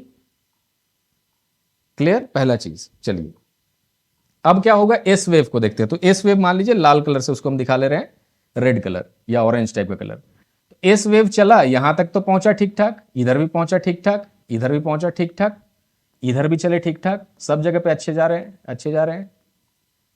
जैसे ही ये मीडियम आया तो उसके बाद क्या होगा, मैंने बताया कि लिक्विड रीजन में एस वेव ट्रेवल ही नहीं कर सकता है। तो यानी यहां आने के बाद एस वेव गायब हो गया, यहां आने के बाद एस वेव गायब हो गया, यहां आने के बाद एस वेव गायब हो गया, यहां। यानी आखिरी जो ये नजर आता है, तो 140 में थोड़ा ऊपर बना दिया, नीचे कर दिया है, 140 यहां कर लेते हैं, कि आखिरी जो ये नजर आया तो इसका जगह कहां दिखा, 140। इसके 140 से 140 डिग्री के बाद ये दिखा ही नहीं फिर एस वेव। तो जहां वो दिखता नहीं है उसको कहते हैं शैडो जोन। यानी हमें दो शैडो जोन प्राप्त हुए, यानी 140 से 105 के बीच में कोई भी वेव नहीं दिखी, पी भी नहीं, एस वेव भी नहीं दिखी, यानी ये दोनों का शैडो जोन बना। और इधर देखिए 140 से 105 के बीच में, इधर एस वेव भी नहीं दिखी और 140 से 105 के बीच में, और पी वेव भी नहीं दिखी, ये भी दोनों का शैडो जोन बना, है ना। ये भी दोनों का शैडो जोन हो गया। अब देखते हैं कि क्या है। अब यहां से यहां मान लीजिए इसके बीच में पी वेव खाली दिखाई दिया, ओनली पी वेव 105 के बीच में, ओनली पी वेव्स। और फिर क्या होगा, 140 से लेकर के पूरे 140 तक, पूरे 140 तक एस वेव कहीं नहीं दिखा। माने एस वेव का शैडो जोन ज्यादा बड़ा है क्योंकि वो लिक्विड में जा ही नहीं सकता था। तो यहां से लेके यहां तक में एस वेव दिखेगा ही नहीं, यहां से लेके यहां तक में दोनों नहीं दिखेंगे और इतने दूर में सिर्फ पी वेव दिखाई देगा। इससे क्या रिजल्ट निकला, इन्फरेंस क्या निकला इस एक्सपेरिमेंट का? इन्फरेंस यही निकला कि पृथ्वी के अंदर कहीं ना कहीं लिक्विड जरूर मौजूद है, तभी पी वेव का दिशा बदल जा रहा है और एस वेव दिखाई देना बंद हो जा रहा है। तो सिस्मोग्राफ ने अर्थ के इंटीरियर पे यही डाला। तो जब उन्होंने रिसर्च किया कि ये कितनी गहराई पे है, तो उन्हें पता चला कि 2900 किलोमीटर गहराई पे। अब आते हैं लेयर की, पता चला कि तो क्या पता चला? पता चला ऐसे, ये वाला लेयर, कि अर्थ जो है एक सिंगल ब्लॉक नहीं है, अर्थ के नीचे 2900 किलोमीटर के गहराई पे लिक्विड मौजूद है, जिसको हम लोग आउटर कोर कहते हैं। और 5150 किलोमीटर के गहराई पे, यहां 5150 लिखा हुआ, आप 5150 कर सकते हैं उसको, 5150 किलोमीटर की गहराई पे फिर से सॉलिड मौजूद है। तो बोला सॉलिड कैसे मौजूद है? क्योंकि पी वेव फिर तो गया ना, है ना। चलिए, उसका दिशा फिर से तो बदला दोबारा से। एनीवे, फिर आप देखेंगे कि इसके ऊपर क्या है, तो इसके जो लेयर्स हैं वो फिर एडवांस सिस्मोग्राफ से पता चलता है कि एस्थेनोस्फेयर, सॉरी, जो ये मेंटल है, इसके ऊपर का क्षेत्र को मेंटल हमने कहा, यहां से लेके यहां तक ये मेंटल हो गया।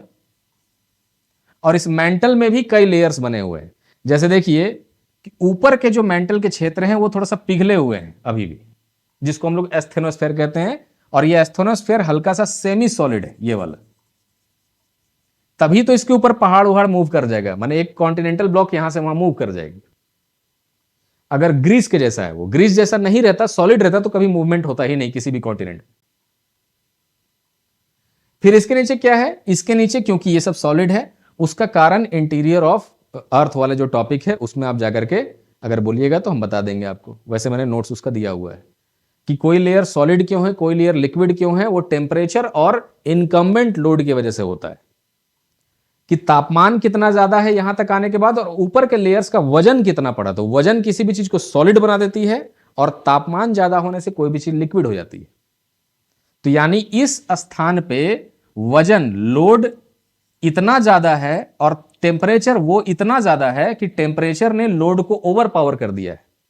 लोड क्या है? सॉलिड बनाता है, टेम्परेचर उसको लिक्विड बनाता है। तो टेम्परेचर बहुत ज्यादा है यहां, तो उसने क्या किया, इस पूरे क्षेत्र को लिक्विड बना दिया है। थोड़ा सा और नीचे फिर सॉलिड कैसे आ गया? तो सॉलिड इसलिए आ गया क्योंकि लोड इतना ज्यादा बढ़ गया यहां पे कि वो टेम्परेचर चाहे कितना भी रहे उसको लिक्विड बनने ही नहीं दे रहा है। लोड फैक्टर, तो यहां लोड फैक्टर ज्यादा है, यहां टेम्परेचर फैक्टर ज्यादा है। ऊपर देखेंगे तो लोड फैक्टर है ही नहीं, तो टेम्परेचर फैक्टर भी नहीं है, तो क्रस्ट सॉलिड बना हुआ है ना। बड़ा आसान है समझना। फिर डिसकंटिन्यूटीज, कि इनके इनके बीच में डिसकंटिन्यू, जैसे एक लेयर गया, यहां तक आते आते क्या हो गया, एक लेयर डिसकंटिन्यू हो गया, तो मोहोरोबिक डिसकंटिन्यू उसको कहेंगे। फिर यहां आने के बाद वो लिक्विड का लेयर भी डिसकंटिन्यू हो गया, अब आगे वो नहीं है, तो उसको हम लोग गुटेनबर्ग कर देंगे, वो लेमन डिसकंटिन्यूटी हो गया। तो ऐसे करके इंटीरियर ऑफ अर्थ वाले टॉपिक, आज हमारा टॉपिक इंटीरियर ऑफ अर्थ नहीं है, लेकिन फिर भी क्योंकि 1897 से 1911 के बीच में इंटीरियर का भी पता लग गया था वैगनर के सिद्धांत आने से पहले, इसलिए हमने थोड़ा सा चर्चा इसका जरूर किया है। और किस तरह पता लगा, तो वो वाला भी हमने देखा, ताकि थोड़ा सा रिवाइज हो जाए हमारा इंटीरियर ऑफ अर्थ। चलिए अब आगे बढ़ते हैं, यहां तक कोई डाउट है तो पूछ सकते हैं। चलिए, तो अब अगला टॉपिक क्या आएगा? ये तो थे डेवलपमेंट, सब वैगनर के सिद्धांत आने से पहले सब कुछ हो गए थे। अब आएगा वैगनर का सिद्धांत 1912। चलिए अब आते हैं हम लोग 1912 में कॉन्टिनेंटल ड्रिफ्ट थ्योरी पढ़ने के लिए कि महाद्वीपीय विस्थापन सिद्धांत क्या है। बहुत आसान है समझना, क्योंकि ऑलरेडी मैंने सब कुछ बता दिया कि वैगनर से पहले ही ये सब कुछ के बारे में बातें हो चुकी। अगर अर्थ का जियोलॉजिकल टाइम स्केल देखा जाए, जियोलॉजिकल मतलब कि अर्थ जब से बनी, तो जो भी जियोलॉजिकल घटना है, जियोलॉजी मतलब होता है प्रोसेस, जो भी प्रोसेस की वजह से, जियोलॉजी में लोग प्रोसेस का पढ़ाई करते हैं, ज्योग्राफी में उस प्रोसेस की वजह से जो बना उसका पढ़ाई ज्यादा करते हैं। रॉक बना तो रॉक का पढ़ाई करेंगे ज्योग्राफी। लेकिन क्योंकि हमें सिविल सर्विसेज में ज्योग्राफी जियोलॉजी दोनों का कुछ कॉम्बिनेशन का हिस्सा समझना पड़ेगा, तभी पूरा ज्योग्राफी समझ में आएगा, नहीं तो नहीं आएगा। इसलिए हमने कुछ प्रोसेसेस के बारे में भी पढ़ाई की है यहाँ। तो अर्थ के जियोलॉजिकल टाइम स्केल पे जब देखा जाए तो इस थ्योरी के हिसाब से जो अल्फ्रेड वैगनर कौन है? अल्फ्रेड वैगनर वैसे वो जियोमॉर्फोलॉजिस्ट नहीं है, वो तो क्लाइमेटोलॉजिस्ट है, वो मौसम विज्ञानी थे, मेटियोरोलॉजिस्ट। अल्फ्रेड वैगनर जो यहां देखते हैं ना, ये जर्मन, ये एक मेटियोरोलॉजिस्ट, मौसम विज्ञानी थे, मौसम विज्ञानी। और ये कई बार यात्राएं कर चुके थे पोलर क्षेत्र का, माने ग्रीनलैंड का यात्रा करते थे। 4 बार इन्होंने वॉयज किया ग्रीनलैंड का। अब जिस जमाने का हम लोग बात कर रहे हैं 1912, अभी भी माने चलिए स्टीम इंजन भी है इस समय, ये मान रहे हैं कि स्टीम इंजन भी डेवलप हो चुका है, लेकिन फिर भी उस लेवल पे काम नहीं अभी हो सकता है। तब भी इन लोगों ने इस जमाने में औद्योगिक क्रांति पार हो चुकी ना, औद्योगिक क्रांति में स्टीम इंजन ये सब बन चुका था। तो इन्होंने वॉयज लिया जाकर के, मैंने यात्रा की इन्होंने जाकर के ग्रीनलैंड में 4 बार, जिसमें पहली बार जब गए थे मेरे ख्याल से वो 1905 या 6 के आसपास या 1902 है, डेट देख लेंगे, डेट से क्या फर्क पड़ता है। उस समय जब उन्होंने यात्रा किया तो उनके जो ग्रुप का लीडर था वही मर गया था, ग्रुप का लीडर, और उनके सारे बैचमेट मारे गए थे जब कुत्ता वो स्लेज खींच रहा था तब। तो मौत से भी आमना सामना हुआ था इस आदमी का। तो बहुत जबरदस्त व्यक्ति थे अल्फ्रेड वैगनर, और इन्होंने ही ये सिद्धांत दिया, अपने जो पूर्वजों का स्टडी किया इन्होंने, और अपना एक किताब लिखा था। उस किताब का जर्मन में तो कुछ नाम ऐसी, theory of drifting of oceans ऐसे करके कुछ किताब होगा, आप देख लीजिएगा। किताब इन्होंने 1912 में प्रकाशित किया था, मेरे ख्याल से 1915 में। तो उस किताब में यही जिक्र था कि इन्होंने बोला कि लगभग आज से 250 मिलियन साल पहले एक लैंड मास हुआ करता था। ये अल्फ्रेड वैगनर बोल रहे हैं। उस एक लैंड मास में ये जो एरिया है, ये देखिए ध्यान से, ये इसको कहते थे पैंजिया। इसका डायग्राम मैंने पहले ही बना दिया है आपको। मैंने क्या मेंस बैच में ज्यादा डायग्राम मैं बनाने फोकस करूंगा, लेकिन कुछ चीजों के लिए समझाने के लिए मैं डायग्राम जरूर आपको बताऊंगा, हर चीज को नहीं। तो पैंजिया वाले का डायग्राम मैंने बनाया। मेन जो पैंजिया का टूटना है वो नीचे के हिस्से में हुआ है, ये हिस्सा, ये जो आपको दिख रहा है ना, मेन जो इसका ब्रोकिंग और जो टूट करके अलगाव हुआ है वो नीचे के हिस्से में हुआ है। ऊपर का तो हिस्सा हमने समझ गया लॉरेसिया हुआ, जैसे देखिए ऊपर का सीधे टूट करके एक आ गया, ऐसे लॉरेसिया बन गया वो। और नीचे का जो हिस्सा है वो टूट टूट के पूरा अलग हो गया, नीचे एकदम अंटार्कटिका पूरा नीचे ही रह गया, साउथ अमेरिका इधर चला गया, अफ्रीका इधर चला गया, फिर इंडिया भी यहां से बाहर जाने के लिए जा रहा है। तो इसको कहा गया गोंडवाना लैंड, और ऊपर वाले को कहा गया लॉरेसिया, माने पैंजिया से टूटने के बाद। और ये जो एक समुंदर था ना, जिसको हम लोग पैंथलासा कहते थे, एक समुंदर का नाम पैंथलासा, एक लैंड मास का नाम पैंजिया, नेमिंग दिया हुआ है उन लोगों का। तो जब यह हो गया तो बीच के समुंदर को कहा गया टेथिस सी। यह है कॉन्टिनेंटल ड्रिफ्ट थ्योरी। तो इससे जुड़े हुए एविडेंसेस उन्होंने प्रकाशित किए। तो कुछ एविडेंस ऐसे थे जो अपने पूर्वजों का इन्होंने दे दिया, जो प्रेडिसेसर पढ़ाई किए थे 1878 में, उन लोगों का ही एविडेंस इन्होंने दे दिया। इनका ये जो थ्योरी था ये भी 1596 वाला थ्योरी था, कि हां उस समय उन्होंने सही बोला था 1596 में कि मूवमेंट तो होता है, और एविडेंसेस भी उन्होंने वहीं से लिया है। ठीक है ना। चलिए, तो इनके जो मेन सिद्धांत ये हैं कि यहां पर क्योंकि जो एविडेंसेस इन्होंने दिया है, तो पहला दिया जैसे ग्लेशियल एविडेंस, ग्लेशियल एविडेंस कि उस तरफ जो ग्लेशिएशन के वजह, क्योंकि अर्थ क्या है नेचुरली ग्लेशिएशन और वार्मिंग के फेज में जाती है ना, मिलांकोविच साइकिल कहते हैं इसको, कि जैसे धरती जो है नेचुरली से अपने से ठंडा होने लगेगा, हिमयुग आ जाएगा, फिर धीरे धीरे क्या होगा, अपने आप गर्म होने लगेगा, और उसके बाद ग्लोबल वार्मिंग आ जाएगा, फिर ठंडा होगा। ये कुछ अंतराल पे ये होता रहता है, क्योंकि अर्थ जो है अपना जो मैग्नेटिक पोलैरिटी है उसको भी बदल देता है, वॉबलिंग कर जाता है अर्थ, लट्टू के जैसा घूमना शुरू कर देता है। ये सारी चीजें अर्थ पे होती रहती है, इसी को मिलांकोविच साइकिल कह रहे हैं। इसके कारण अर्थ पे ठंडा अपने आप होता है, गर्मी अपने आप। तो जब ग्लेशिएशन होता है, जब बर्फ जम जाती है, हिमयुग आ जाता है, उस जमाने में पत्थरों के ऊपर निशान पड़ते हैं। तो ये जो ग्लेशियल एविडेंसेस मिलते हैं, जो इधर पत्थरों पे है उधर भी कई पत्थरों पे सेम एविडेंस है ना, मतलब जो यहां मिलेगा वो यहां भी मिलेगा। फॉसिल एविडेंस सेम एविडेंस, कि जो यहां फॉसिल्स है वो यहां फॉसिल्स है। तो कुछ ऐसे एविडेंसेस इन लोगों ने दिए, इन्होंने जो दिए वो सारे के सारे एविडेंस पहले से भी कुछ लोगों ने दिए हुए थे एनीवे। तो ये 1912 में दिया गया कॉन्टिनेंटल ड्रिफ्ट थ्योरी है। ठीक है, क्योंकि ऑलरेडी मैंने आपको बता दिया पीछे का, तो यहां कुछ बड़ा उसमें नहीं था। मेन कैच क्या है कि जब इनसे पूछा गया कि अच्छा बताइए कि आखिरकार हमने, चलिए इतना मानने के लिए हम तैयार हैं कि हाँ कॉन्टिनेंट, क्योंकि वो जमाना ऐसा था जब उतना लोग रिजिड होते थे, प्रूफ मांगते थे हर चीज के। साइंटिफिक कम्युनिटी वैसे भी प्रूफ पे ही चलती है, प्रूफ आप नहीं देंगे, एम्पेरिकल एविडेंस नहीं देंगे तो नहीं चलेगा। तो उन्होंने बताया कि क्या ऐसा ताकत है, कौन सा ऐसा बल है जो इनको मूव कर सकता है, कौन सा ऐसा बल है। तो अल्फ्रेड वैगनर का थ्योरी का लिमिटेशन यही है, बेसिकली लिमिटेशन कि इनका ये जो था, मैंने बताया फॉसिल एविडेंसेस, कि इनका फॉसिल एविडेंस इस एरिया में मिल रहा है, इस एरिया में भी, इस एरिया में मिलता है। इनका फॉसिल एविडेंस, ये जो अलग जानवर है, इसका इस एरिया में मिल रहा है, उस एरिया में मिल रहा है, इस एरिया में मिल रहा है, इस पेड़ का फॉसिल एविडेंस इस पूरे क्षेत्र में मिल रहा है, ऐसे करके उन्होंने कहते। एनीवे, लिमिटेशन पे आते हैं कि इनका क्या लिमिटेशन रहा। इनका लिमिटेशन, अल्फ्रेड वैगनर के सिद्धांत का लिमिटेशन क्या है, तो इन्होंने उस बल के बारे में नहीं बताया, force driving the continents, force driving the continents, ये चीज ये नहीं बता पाए थे कि किस बल के कारण यहां से वहां मूवमेंट होता है, वो नहीं बता पाया। क्लियर। और लास्ट में इन्होंने यही बोला कि भैया ये बल जो है टाइडल फोर्सेस हो सकती है।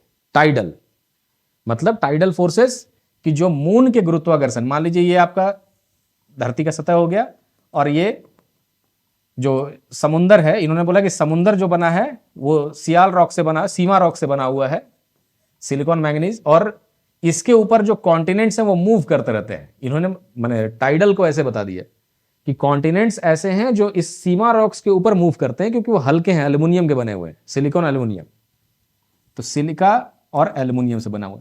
तो ये सियाल फ्लोट्स ओवर सीमा रॉक्स, मतलब उसका अगर नॉर्मल डायग्राम बनाए तो ये हो जाएगा, मान लीजिए नीचे का सतह, ये हो गया भारी पत्थर, माने भारी ब्लॉक से बना हुआ है, इसको कहते हैं ओशियानिक क्रस्ट। इन्होंने बोला ओशियन जो है भारी चीज से बना हुआ है, और जो कॉन्टिनेंट्स बने हुए हैं वो सियाल रॉक से बने हुए हैं, सियाल रॉक्स, ये दूसरा कॉन्टिनेंट सियाल रॉक से, और ये कॉन्टिनेंट इसके ऊपर मूवमेंट कर रहा है। ये थ्योरी इन्होंने दे दिया और बोला ये सब हो रहा है टाइडल फोर्स की वजह से, क्योंकि मून गुरुत्वाकर्षण लगा रहा है अपना, मून है, सन है, ये सब लोग इसको गुरुत्वाकर्षण से खींच रहे हैं, इस कारण से ये हो रहा है। तो ये बात सबको समझ में नहीं आई या सब लोगों ने हजम नहीं किया, यही लिमिटेशन है इनका कि सबने इसको डिस्कार्ड, बोला कि नहीं ये नहीं मानेंगे हम लोग कि टाइडल फोर्स में जो सूर्य चंद्रमा का गुरुत्वाकर्षण इतना मजबूत नहीं हो सकता है कि इनको खींच ले। तो लिमिटेशन क्या है कि ये सिर्फ वही नहीं बता पाए कि कौन से फोर्स के वजह से इन कॉन्टिनेंट्स का मूवमेंट होता है, ये आगे पता चला। अब चलिए, अल्फ्रेड वैगनर अपने बाकी के कार्यकाल में लग गए, क्योंकि उनका मेन काम क्लाइमेटोलॉजी था, वेदर के पैटर्न्स को समझना, मीटियोरोलॉजिकल, क्योंकि व्यक्ति वैसी के थे, तो अपने बाकी के कामों में लग गए वो, और लेख लिख रहे हैं, प्रकाशित कर रहे हैं। 1927 आया, 1927, क्योंकि एक वर्ल्ड वॉर हो चुका था। 1914 से लेके 1918 के बीच में एक विश्व युद्ध हो गया। अब अल्फ्रेड वैगनर उधर चले कि विश्व युद्ध में उनको क्या है ना, वो फौज में थे 1914 में, अल्फ्रेड वैगनर। तो फौज में, जर्मन फौज में शुरुआत में ही फ्रंट पे 2 बार घायल हो गए लड़ाई के दौरान। तो लड़ाई में जब फौजी घायल हो गया, लड़ नहीं पाएगा, तो उसको रिटायरमेंट दीजिए, मैंने उसको निकाल दिया, डिस्क्वालीफाई कर दिया वहां से। तो फौज से उनको डिस्क्वालीफाई कर दिया गया। डिस्क्वालीफाई करने के बाद दोबारा ड्यूटी दिया गया है फौज के ही मीटियोरोलॉजिकल स्टेशंस पे काम करने के लिए, कि आप मौसम का जानकारी दीजिए, वो दीजिए। तो फौज में ही रहे, लेकिन मीटियोरोलॉजी विभाग में, माने वेदर वाला विभाग में काम करते रहे। तो अल्फ्रेड वैगनर ने फिर इसके ऊपर ध्यान दिया, वो अपना मीटियोरोलॉजी में लग गए, वर्ल्ड वॉर चला, खत्म हो गया। एनीवे, 1927 का समय आया, 1927। अब 1927 में एक व्यक्ति थे आर्थर होम्स, इन्होंने कन्वेक्शन करंट का सिद्धांत दिया। मैंने कन्वेक्शन करंट को बताया कि कैसे वो काम करता है, उसका बिहेवियर, और कहीं उसके कारण से। तो ये जो डायग्राम यहां लगा हुआ है, इसको मैं आपको 1 सेकंड के बाद समझाता हूं कि क्या लगा है। मैंने आर्थर होम्स ने दिया कन्वेक्शन करंट का, कि भाई कन्वेक्शन करंट की वजह से हो सकता है कुछ और हो। कन्वेक्शन करंट क्या होता है वो समझते हैं। जैसे देखिए, जब भी आप इस केतली में पानी उबाल रहे हैं, पानी गर्म कर रहे हैं, तो होता क्या है, उसको अगर आप ध्यान से देखेंगे तो यहां पर टेम्परेचर जो है, मान लीजिए वो टेम्परेचर है T1,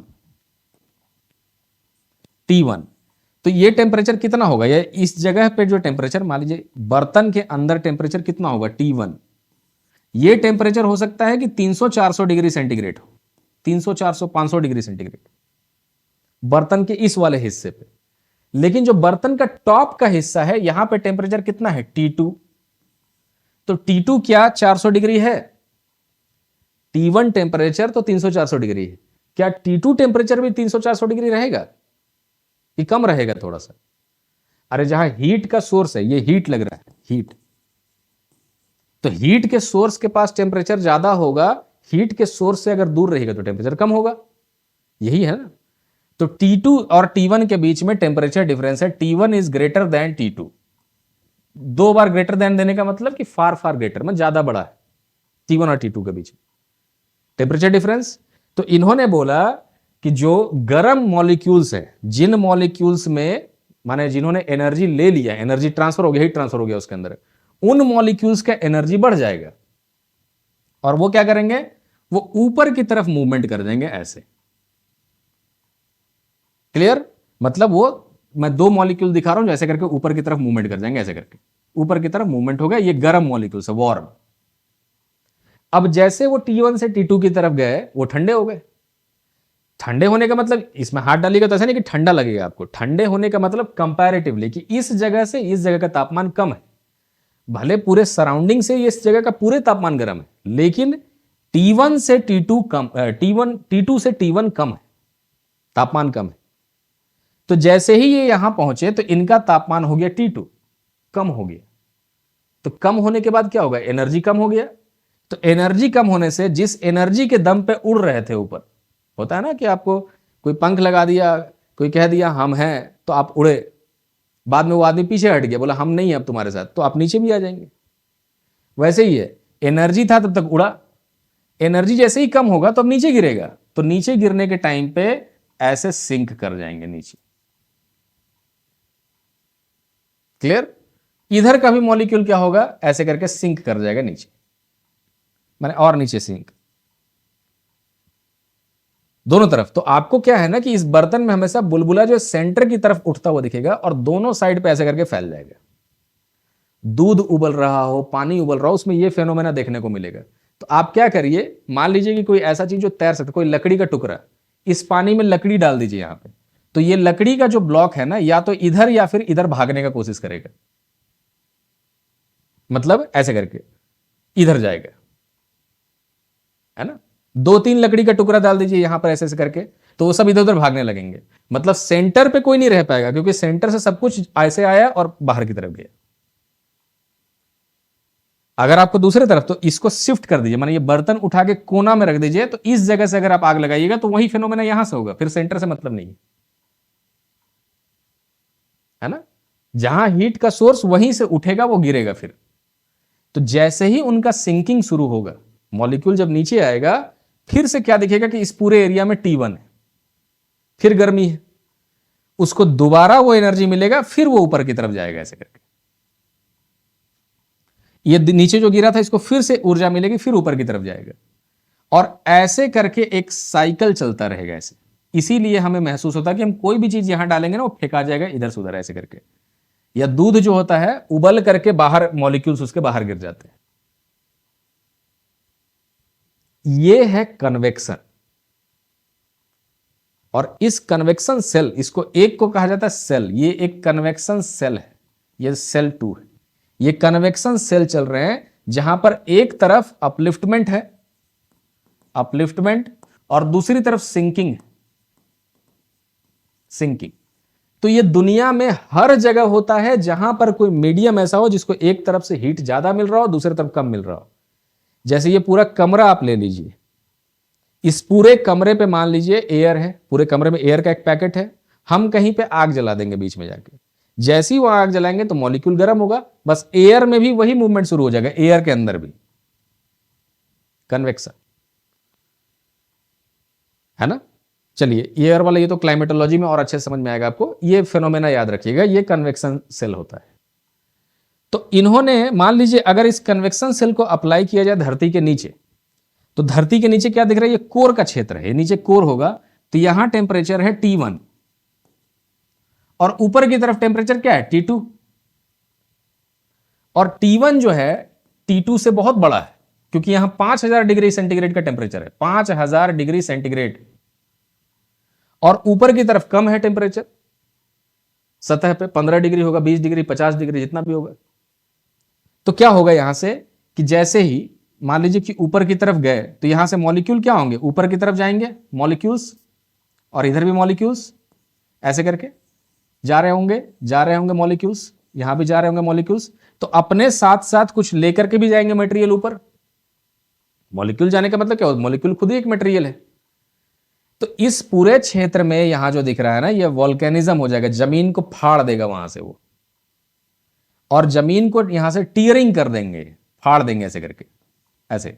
और ये जमीन का जो प्लेट है ना, वो भागना चाहेगा दोनों तरफ, मतलब ये मान लीजिए एक फट करके उधर जाना चाहेगा उस तरफ, और ये इस तरफ जाना चाहेगा, क्योंकि नीचे से इसको कैसा बल मिल रहा है, जो इसको फाड़ देने वाला बल मिल रहा है। और क्या होगा यहां पर कि अब मान लीजिए कि ये जो बल था, ये जो मॉलिक्यूल्स थे, उनमें जो एनर्जी था वो ऐसा था, तो यहां आने के बाद फिर हो गया टेम्परेचर T2 कम, T2 होने के बाद सिंक हो जाएगा। तो ये जब सिंक होगा ना ऐसे करके, तो ये अपने साथ साथ उसको भी सिंक लेके करेगा, और जब ये अपने साथ सिंक होगा, इसको कहते हैं स्लैब पुल। ये जब नीचे जाना शुरू होगा तो खींच लेगा पूरे के पूरे को नीचे,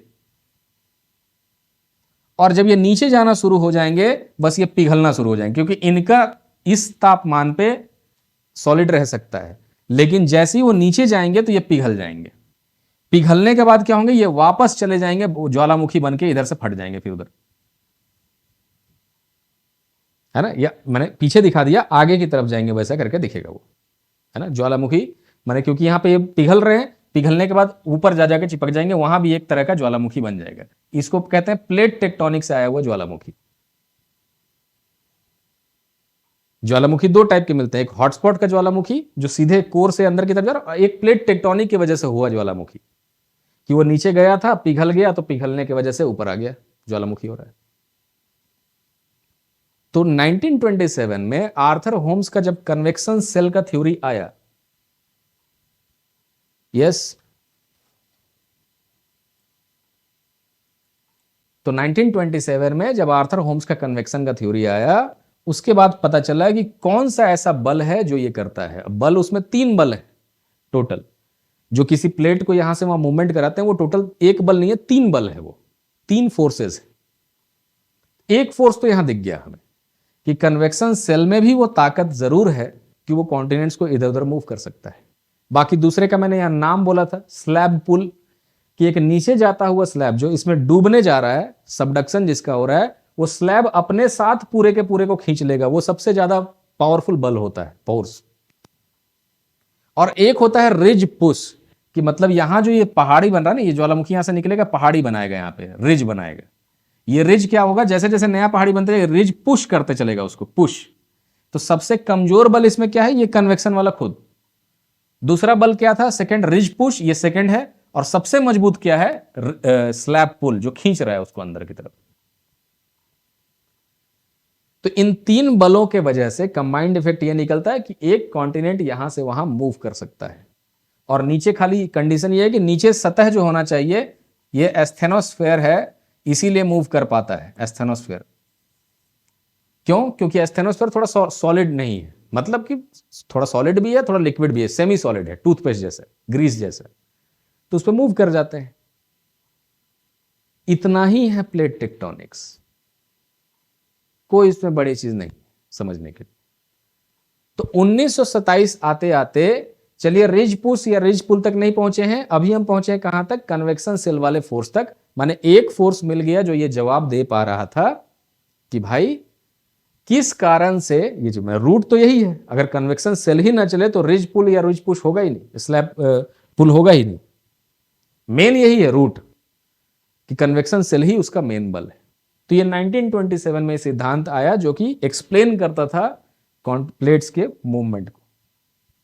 चलिए अब आते हैं समय में थोड़ा और आगे बढ़ते हैं। अब आते हैं 1953, 1953, और मैरी थार्प को देखते हैं 1953। अब देखिए ये कौन सा साल है, ये सेकेंड वर्ल्ड वॉर खत्म हो चुका है। पहले हमने देखा 1914 से 18 फर्स्ट वर्ल्ड वॉर, 1945 में सेकेंड वर्ल्ड वॉर खत्म हो गया। वॉर का समय एक ऐसा समय होता है ना जब टेक्नोलॉजी में एक अचानक से जंप मिलता है ना, क्योंकि उस समय सब कुछ जल्दबाजी में, बहुत दबाव में लोग काम करते हैं। तो बहुत हो सकता है कि कोई टेक्नोलॉजी अगर वॉर ना चले तो 50 साल लग जाए बनने में, लेकिन युद्ध आ गया अचानक से ना तो 5 ही साल में बना देते हैं लोग उसको। सेकेंड वर्ल्ड वॉर के टाइम पे बहुत इफेक्टिव ऐसे टेक्नोलॉजी बन गए थे जो समुद्र के नीचे सोनार जैसा कुछ चीजें, माने समुद्र के नीचे का जो आपको मैपिंग है वो बड़ा आसानी से कर सकते थे। सोनार बन गया, ये बन गया। वो लोग इसलिए बनाए थे ताकि, क्योंकि हमें सबमरीन चलाना है। अब सबमरीन जो है, मान लीजिए पानी का सतह है, अब कोई चीज इसके ऊपर चलाना है तब तो ठीक है, वो तो जहाज है, बोट है, चला रहा है आप उसके ऊपर, कोई दिक्कत नहीं। लेकिन सबमरीन्स का जमाना आ गया है, आपको यू बोट्स यूज करना है। तो जर्मनी को अगर ये करना है, तो अगर मान लीजिए कि सबमरीन नीचे चलाना है पानी में और आप जानते ही नहीं है कि पानी के नीचे क्या है, तो सबमरीन कैसे चलाइएगा? जैसे सबमरीन नीचे गया, पता चला एक पहाड़ था पानी के नीचे, टकरा करके वहीं टूट गया सबमरीन।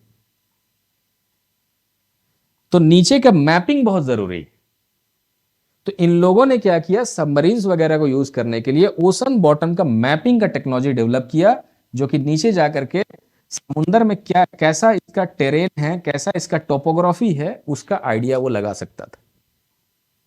अब इसी टेक्नोलॉजी को यूज करके एक साइंटिस्ट ने क्या किया, देखिए हम लोग मैरी थार्प के बारे में बात करना चाहते हैं। ये वो अपने ऑफिस में काम कर रही हैं। उन्होंने इस टेक्नोलॉजी को यूज करके यहां पर किया है पूरे के पूरे ओशन बॉटम का मैपिंग, कि समुद्र के नीचे, पानी के नीचे भी एक दुनिया है, उस दुनिया में क्या क्या टोपोग्राफी बना हुआ है। तो जब ओशन फ्लोर का मैपिंग किया गया, तब सारी चीजें का जानकारी मिलकर के सामने आया। तो ये ऑफिस में काम कर रही हैं। ये सब जो मैप दिख रहा है आपको, ये जो ग्राफ टाइप पे दिख रहा है, ये हिप्सोमेट्रिक बने हुए हैं, हिप्सोमेट्रिक कर्व, जो ऊंचाई दर्शाता है किसी चीज का, रिलेटिव ऊंचाई। क्लियर? और कैसा इनको पता चला कि समुद्र के नीचे कैसा है, ये उसी का 3D डायग्राम बना रही है। ये जो मैप आपको दिख रहा है, ये 3D मैप वो बना रही है ऑफिस में, ब्लैक एंड व्हाइट फोटो नहीं पता चल रहा है। इस मैप में गड्ढा गड्ढा करके बनाया गया है। ये मैप का मैं एक वर्णन दिखाता हूं आपको आगे। ये देखिए, ये उनका बनाया हुआ इस तरह का मैप है, मैरी थार्प। ये मॉडल उन्होंने बनाया कि समुद्र के नीचे असल में कुछ इस तरह का है, उथल पुथल, शांत पानी। पानी तो ऊपर भरा हुआ है ना। ये तो मैंने शुरू में ही ओरिजिन ऑफ अर्थ में ही बता दिया था आपको कि पानी तो खाली जो बारिश हुआ उससे आया हुआ है, असल में इन्हीं गड्ढों में पानी भरा हुआ है। लेकिन समुद्र के नीचे कैसा है, तो समुद्र के नीचे इन्होंने क्या नोटिस किया कि देखिए, ये बीचों बीच एक रिज बना हुआ है। रिज मतलब होता है पहाड़ी। पहाड़ी कैसा है, ये जैसे दोनों साइड पे ये देखेंगे तो एक पहाड़ी यहां है, इसका मैं इसी साइड पे एक दूसरा नक्शा, मैंने ऐसे नक्शा दिखाना चाह रहा हूं, ठीक है ना। उसको हम लोग थोड़ा ऐसे करते हैं, और यही नक्शा जो है एग्जाम्स वगैरह में हम लोग बनाते हैं। इसको इधर करिए, तो सेम इसी चीज का नक्शा मैं यहां बना रहा हूं, ठीक है, सब कुछ दिखाने के लिए। तो चलिए अब हम लोग, अब बीच से नहीं शुरू करते हैं, तो यहां से शुरू करते हैं। माने ये जो है एरिया कॉन्टिनेंट का एरिया है, कॉन्टिनेंट, ठीक। तो मान लीजिए कि ये कॉन्टिनेंट वाला हिस्सा पहाड़ी उहाड़ी, पेड़ उड़ भी दिखाते रहे थोड़ा सा बड़ा ही। फिर जैसे ही आगे बढ़ेंगे तो अब क्या है कि मान लीजिए बीच था जहां पे आप बैठ करके समुद्र का नजारा देखते हैं, वो बीच, माने ये एरिया जो है बीच का एरिया है। ये सब एरिया जो है कोस्टल एरिया, बीच का एरिया, जहां बैठ कर नजारा देखते समुद्र का। अब उसमें देखेंगे कि जैसे ही आप जाइएगा, मान लीजिए कि ऊपर में पानी है, पानी को हम लोग ब्लू से दिखाते हैं, यहां से लेकर के इस पूरे क्षेत्र में पानी था भरा हुआ, ऐसे करके, क्योंकि ये पूरा एरिया में पानी समुद्र का भरा हुआ है, पानी भरा हुआ है। अब आपका मन है कि आप यहां बैठे हुए हैं, तो आप चाहते हैं कि मैं समुद्र की तरफ बढ़ूं, तो कितना आगे जाने से क्या मिलेगा उसका वर्णन मैं यहां करना चाह रहा हूं। कि जैसे ही आप थोड़ा सा आगे जाइएगा 2-3 किलोमीटर, वैसे तो आप डूब जाइएगा थोड़ा सा आगे जाने के बाद, उससे आगे तो आप जा नहीं सकते हैं। तो क्या दिखाई देगा कि जैसे जैसे हम जा रहे हैं ना, ये नीचे होता जा रहा है, गहरा होता जा रहा है, समुद्र वैसे भी गहरा होता जाएगा। 2-3 किलोमीटर जाते जाते क्या होने लगेगा कि और गहरा होगा, और गहरा होगा, और गहरा होगा, मतलब अब आप डूब चुके हैं। मतलब 2-3 किलोमीटर नहीं, यहां मान लीजिए कि आप 30-40 किलोमीटर या 20-30 किलोमीटर आगे चले गए, तो गहरा, वो ठीक ठाक गहरा हो चुका है। गहराई कितना हो चुका होगा, 1 से 2 किलोमीटर गहरा, या 1 से 3 किलोमीटर गहरा समुद्र। ध्यान रखिएगा, मैं गहरा बोल रहा हूं किलोमीटर्स में, 1 से 3 मीटर नहीं बोल रहा हूं, 1 से 3 किलोमीटर का गहराई यहां तक हो चुका है। मतलब यहां तक आते आते समुद्र जो है ना, ये जो कट दिख रहा है ना, ये क्षेत्र तक, ये पानी से नीचे का गहराई 1 से 3 किलोमीटर दिखाई देगा आपको, पानी से नीचे, क्योंकि इस डायग्राम में पानी नहीं दिखाया गया है। पानी दिखाने का क्या है, ये अगर मॉडल हमने बना लिया तो इसके ऊपर लाके 1 बाल्टी पानी भर दिया तो पूरे में भर जाएगा पानी।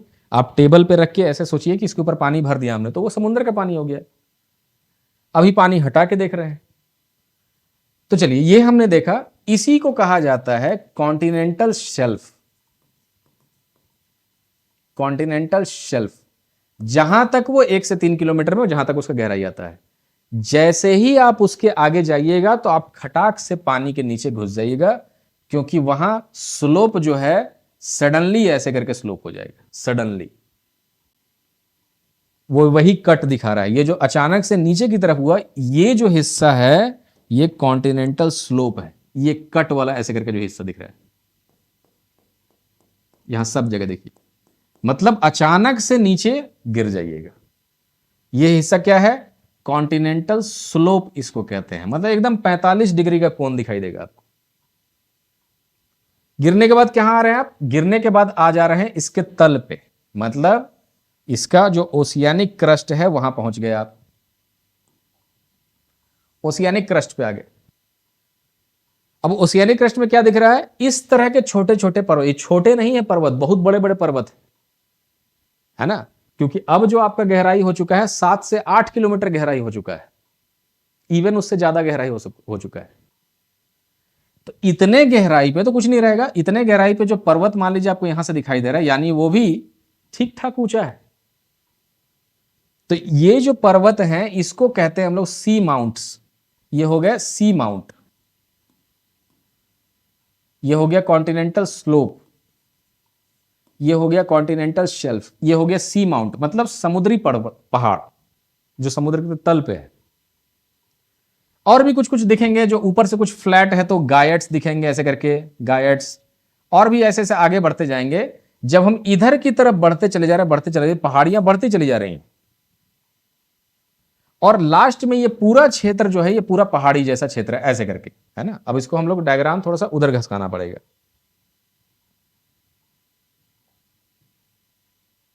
चलिए इसको थोड़ा सा आगे लेके जाते हैं ताकि और समझ में आ पाए। ऐसे कर दिया मैंने कि जैसे जैसे वो आगे जाएगा वैसे वैसे आपको क्या दिखाई देगा, उस पूरे क्षेत्र में ये पूरा पहाड़ी हो चुका है ना। इसको यूज करें, ये पहाड़ी जैसा हो रहा है, ये करके पहाड़ी पहाड़ी, और ये भी दोनों साइड पे पहाड़ी हो गई। ये दिख रहा है दोनों साइड पे, बीचों बीच गड्ढा है, ऐसे बीचों बीच होल है और दोनों साइड पे पहाड़ियां हैं। यही रिज है, रिज, जिसको हम लोग मिड ओशियानिक रिज कहते हैं। समुद्र के बीचों बीच पहाड़ी का होना रिज। और इस पहाड़ी से लगातार वोल्केनिज्म होता रहता है, यहां से ज्वालामुखी का पूरा बाहर निकलता रहेगा। उसको हम लोग येलो से दिखा देते हैं कि ज्वालामुखी जो है यहां से कंटिन्यूअस बाहर की तरफ ऐसे पंप होता रहता है। ज्वालामुखी का मैग्मा ऐसे ऐसे पंप होता रहता है बाहर की तरफ। जो क्यों हो रहा है, क्योंकि इसके नीचे कन्वेक्शन सेल चल रहा है, जिसको हम लोग और भी दूसरे ब्लू से दिखा दे रहे हैं, या कोई और कलर ही नहीं बचा मेरे पास। कन्वेक्शन सेल रेड से दिखा सकते हैं, ऐसे रेड, कि इसके नीचे कन्वेक्शन सेल ही चल रहे थे ऐसे, ठीक है ना। यही कन्वेक्शन सेल ऐसे करके जा रहे थे, फिर दूसरा कन्वेक्शन सेल ऐसे चल रहा है आगे जाके, मैंने क्योंकि ये तो फिर आगे बढ़ा है, तो इस तरह से वो कन्वेक्शन सेल चल रहे हैं। यह है कन्वेक्शन सेल, ऐसे करके, ठीक। तो यानी मिड ओशियानिक रिज पे सब कुछ बाहर आ रहा है। फिर जैसे जैसे आगे देखिएगा तो एक टाइम जब ये माने दोनों दूर जा रहा है एक दूसरे से, कितना दूर जा पाएगा, ट्रेंच में आकर के दब घुस जाते हैं। ऐसे आ रहे हैं, ऐसे आ रहे हैं, जैसे ही यहां टकराएंगे तो फिर क्या दिखेगा, ये जो लैंड मास है, जो ओशियानिक क्रस्ट है, वो धीरे धीरे आकर के ऐसे सबडक्ट हो रहा है नीचे की तरफ, जहां भी उसका ऐसे से, और सामने से कोई टकरा रहा होगा उससे। अभी के लिए इतना ही जान लीजिए कि ये हमने देखा, ये समुद्र के नीचे इन्होंने ऐसा देखा, है ना।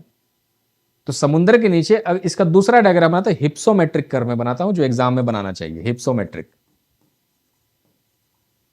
हिप्सोमेट्रिक कर्व का मतलब होता है जो कर्व किसी का रिलेटिव ऊंचाई बताता है, एक दूसरे का ऊंचाई। तो हमने क्या दिखेंगे यहां पे हिप्सोमेट्रिक कर्व में? Continental shelf, slope, coastal plain, seamount. Seamount हमने देखा, कुछ गायट्स भी देखे हमने ऐसे करके। और फिर क्या दिखेगा यहां पर नीचे की तरफ आते हुए, उसको ऐसे दिखा सकते हैं कि वहां पर हमें रिज दिखेगा, मिड ओशियनिक रिज। और फिर आगे क्या दिखा? आगे चल के ट्रेंच दिखा, पूरा गहराई में नीचे की तरफ ट्रेंच। हम लोग साइड से उसको देख रहे हैं। सी माउंट्स, गायट्स,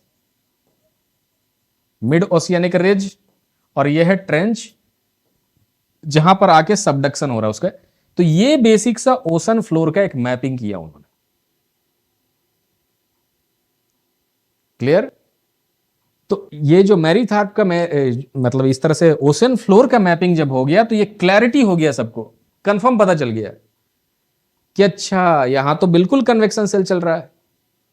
तभी तो इस जगह पे मैंने आगे का प्रोसेस आपको एक्सप्लेन कर दिया था यहीं पे कि कन्वेक्शन सेल चल रहा है, तभी तो ऐसा हो रहा है। यहां से ज्वालामुखी बाहर आ रहा है, सब कुछ एक तरफ दूसरे तरफ जा रहा है, और जब टकराने के बाद वो नीचे घुस रहा है ट्रेंच में। क्लियर? तो ओशन फ्लोर का मैपिंग हो गया 1953 आते आते। अब इससे जो बुद्धिमान लोग थे उन्होंने आइडिया लगाया। तो जो अगले व्यक्ति थे उन्होंने क्या आइडिया लगाया? उनका नाम है हैरी हेस। हैरी हेनमन हेस, लेकिन हैरी हेस कहते हैं हम लोग उसको। हैरी हेस एक और आदमी का डाइट्स का नाम भी जोड़ता है, लेकिन हैरी हेस को हम लोग प्राइमरी मानते हैं। कि इन्होंने दिया सी फ्लोर स्प्रेडिंग थ्योरी 1962 में, कि समुंदर का जो तल है वो फैल रहा है, सी फ्लोर स्प्रेडिंग। वो कैसे फैल रहा है? कि सबसे पहले उन्होंने क्या देखा सी फ्लोर स्प्रेडिंग थ्योरी में? यहां देखते हैं हम लोग, कुछ डायग्राम है कि नहीं हमारे पास। सी फ्लोर स्प्रेडिंग थ्योरी में अपना ही डायग्राम में बना रहा हूं, क्योंकि हम आपको पहले भी बोल चुके हैं कि अपना डायग्राम बनाना होगा। तो अपना डायग्राम बनाइए जो एग्जाम में बनाना है सी फ्लोर स्प्रेडिंग थ्योरी के लिए। उस थ्योरी की सहायता से हम लोग उसको समझेंगे। पीछे ही वाले हम बनाते हैं उसको। चलिए यहीं पे बनाते हैं। कैसा डायग्राम होगा वो? कुछ ऐसा कि इनके थ्योरी के हिसाब से इन्होंने क्या कहा है, मैंने वही समराइज किया वो जो पीछे मैंने जस्ट बनाया था, कि नया ओशियानिक क्रस्ट बार बार बनता है मिड ओशियानिक रिज पे, जो बीच में समुद्र के बीच में जो पहाड़ जैसा आकृति है वहीं पे नया ओशियानिक क्रस्ट बनता है। उसका डायग्राम कैसे बनाइएगा आप? उसके डायग्राम के लिए थोड़ा सा उसको ऐसे कर लीजिए, कर्व बना दीजिए। मैंने डायग्राम बनाना सीखिए सी फ्लोर स्प्रेडिंग थ्योरी के लिए। ये हमने ये बनाया, और इससे जुड़ा हुआ कोई भी चीज हो, चाहे प्लेट टेक्टोनिक हो, चाहे कोई भी चीज हो, यहां पे यही डायग्राम काम आता है। ये जो हम लोग बना रहे हैं, धरती का क्रस्ट बना रहे हैं। एक क्रस्ट मान लीजिए, मैंने ये भी बना दिया ऐसे करके क्रस्ट। नीचे जो है ये मेंटल का क्षेत्र है, ये मेंटल है। ऊपर जो है क्रस्ट है, मेंटल बड़ा सा है। और यहां से हमें क्या दिखाना है? जो उसका कन्वेक्शन सेल चल रहा है। मान लीजिए कि हम उसको रिप्रेजेंट करने के लिए ऐसे रिप्रेजेंट कर देते हैं कि कन्वेक्शन सेल कुछ ऐसा है। ठीक है, दोनों साइड पे दिखा दीजिए। फिर इधर में ठीक ऐसे करके बनाइए। हो सकता है कि उस क्षेत्र में भी कोई ऐसा कन्वेक्शन सेल चल रहा,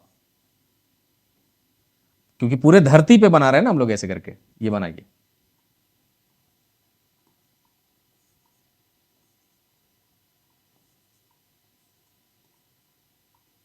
ये कन्वेक्शन सेल हमने रिप्रेजेंट कर दिया।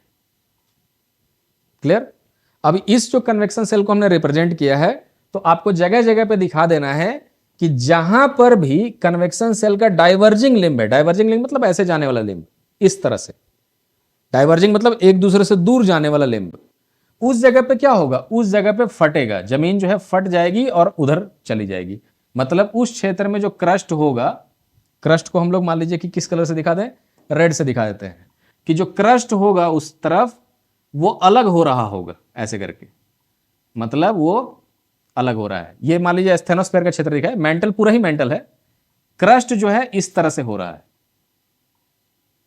मतलब वहां पे डाइवर्जिंग लिंब है। तो इसको हम लोग कह रहे हैं मिड ओशियानिक रिज, जहां पर ज्वालामुखी ऐसे जा रहा है। ये ज्वालामुखी जाकर के इस तरह से फैल रहा है। ऐसे जा रहा है। क्लियर? तो ये जो क्रस्ट का हिस्सा है ये दोनों तरफ से दूर जा रहा है, ये है डाइवर्जिंग लिम्ब। गलत जगह पे लिख दे रहे हैं हम लोग डाइवर्जिंग लिम्ब, यहां लिख दीजिए डाइवर्जिंग लिम्ब, कि जिस जगह पे डाइवर्जेंस हो रहा है तो वहां क्या हो रहा है, क्रस्ट एक दूसरे से दूर जा रहे हैं। और ये जगह क्या बन रहा है, अगर ये समुद्र के नीचे है तो बन रहा है ये mid oceanic ridge. Mid oceanic ridge, यहां पहाड़ बन रहा है ऐसे करके, मिड ओशियानिक रिज ऐसे। और यही पहाड़ पुश कर रहा है फिर आगे, रिज पुश जिसको कहते हैं। पुश करने से क्या हो रहा है कि अब जहां पर ये इनका कन्वर्जिंग लिम्ब है, जहां पर ये दोनों मिल रहे हैं आकर के, जो कन्वेक्शन सेल की शक्ति दोनों जगह पे मिल रही है, वहां क्या होगा, वहां यह होगा कि मान लीजिए इधर का जो क्रस्ट है ऐसे करके, ये लाल हमने दिखाया है रेड कलर का, ये एक क्रस्ट है मान लीजिए कॉन्टिनेंटल क्रस्ट, और इधर में कॉन्टिनेंट नहीं है, इधर में कोई समुंदर है, ओशियानिक क्रस्ट है, जिसको हम लोग ब्लू दिखा रहे हैं। धरती पे क्या है, धरती पे कुछ दूर पे मान लीजिए कि कॉन्टिनेंट है, कुछ दूर पे ओशन है, तो उतना दूर में ओशियानिक क्रस्ट, उतने दूर में कॉन्टिनेंट। उसका मैं एग्जांपल दिखाता हूं आपको गूगल अर्थ पे।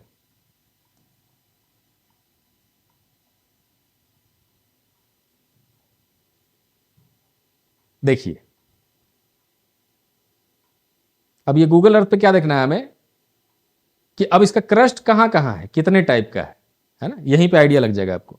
ये जो पूरा नीचे दिख रहा है, देखिए ऊपर के हिस्से को मत देखिएगा, ऊपर में जहां तक वो लैंड एरिया है वहां तक नहीं देखिए, जहां तक ये तो लैंड एरिया है ऊपर की तरफ दिख रहा है, पानी के नीचे सबडक्ट होकर के ये जो ब्लू कलर का बाउंड्री ऐसा दिख रहा है ना, ब्लू वाला बाउंड्री, यहां तक ये प्लेट है। मतलब इसका नीचे का जो मैंने आपको शुरू में एक चित्र बनाया था ना, वहां तक वो दिख रहा है, वो प्लेट दिख रहा है। अब ये जो प्लेटें हैं, यही पूरा प्लेट इधर से उधर मूव करने वाला है। तो क्योंकि यह है कॉन्टिनेंटल क्रस्ट, माने कॉन्टिनेंटल प्लेट है, और ये जो पूरा आपको दिख रहा है ये कॉन्टिनेंटल तो नहीं हो सकता है, ये एक ओशियानिक क्रस्ट है। तो धरती पे कहीं पे ओशियानिक क्रस्ट है, कहीं पे कॉन्टिनेंटल क्रस्ट है, फिर आ जाके ओशियानिक क्रस्ट है, कहीं पे कॉन्टिनेंटल क्रस्ट है। धरती पे एक जगह पे ऐसा थोड़ी है कि खाली ओशियानिक ही क्रस्ट है, फिर तो आप वैगनर हो जाइएगा। उसने यही कहा था कि ओशियानिक क्रस्ट है, इसके ऊपर कॉन्टिनेंट सब बह रहा है, मूव रहा है, इधर उधर कर रहा है चांद के गुरुत्वाकर्षण के कारण। लेकिन अब तो हम लोग समझ गए वैसा नहीं है कि ये एक क्रस्ट है, ये एक क्रस्ट है। अब मान लीजिए इस जगह से यहां पे मिड ओशियानिक रिज है, यानी यहां से इनको पुशिंग किया जा रहा है, तो ये वाला जो हिस्सा है, ये वाला ओशियानिक क्रस्ट, ये तो पुश हो रहा है उधर, और पुश होने के बाद किससे टकरा रहा है, इससे टकरा रहा है। तो ये हिस्सा, क्योंकि ओशियानिक क्रस्ट भारी होता है, वो नीचे की तरफ जा रही है। ओशियानिक क्रस्ट बेसाल्ट से बनता है, तो बेसाल्ट बहुत भारी है, ये बनता है एंडेसाइट या ग्रेनाइट से, कॉन्टिनेंटल क्रस्ट, तो ये हल्का है। एंडेसाइट ग्रेनाइट को मान लीजिए थर्मोकॉल, और इसको मान लीजिए पानी, तो थर्मोकॉल को पानी में डुबाइएगा तो नहीं डूबने वाला है ना। तो ये जैसे ही टकराएंगे, तो इस टकराने वाले पोजीशन को अपने डायग्राम में मैं ऐसे दिखा रहा हूं कि अपने डायग्राम में हम लोग उसको ये ऐसे समझ सकते हैं। देखिए जैसे देखिए ये हो गया मान लीजिए कोई कॉन्टिनेंटल क्रस्ट जो हमने देखा, और बगल में कोई पैसिफिक ओशन का प्लेट होगा या कुछ और होगा, वो है, तो उसको हम लोग ब्लू कलर से दिखा दे रहे हैं कि इस तरफ एक और प्लेट है जो टकराने के लिए रेडी है। ये है मान लीजिए कि कोई ओशियानिक क्रस्ट, या ये था ओशियानिक क्रस्ट, इसको मान लीजिए ये है कॉन्टिनेंटल क्रस्ट, कॉन्टिनेंट।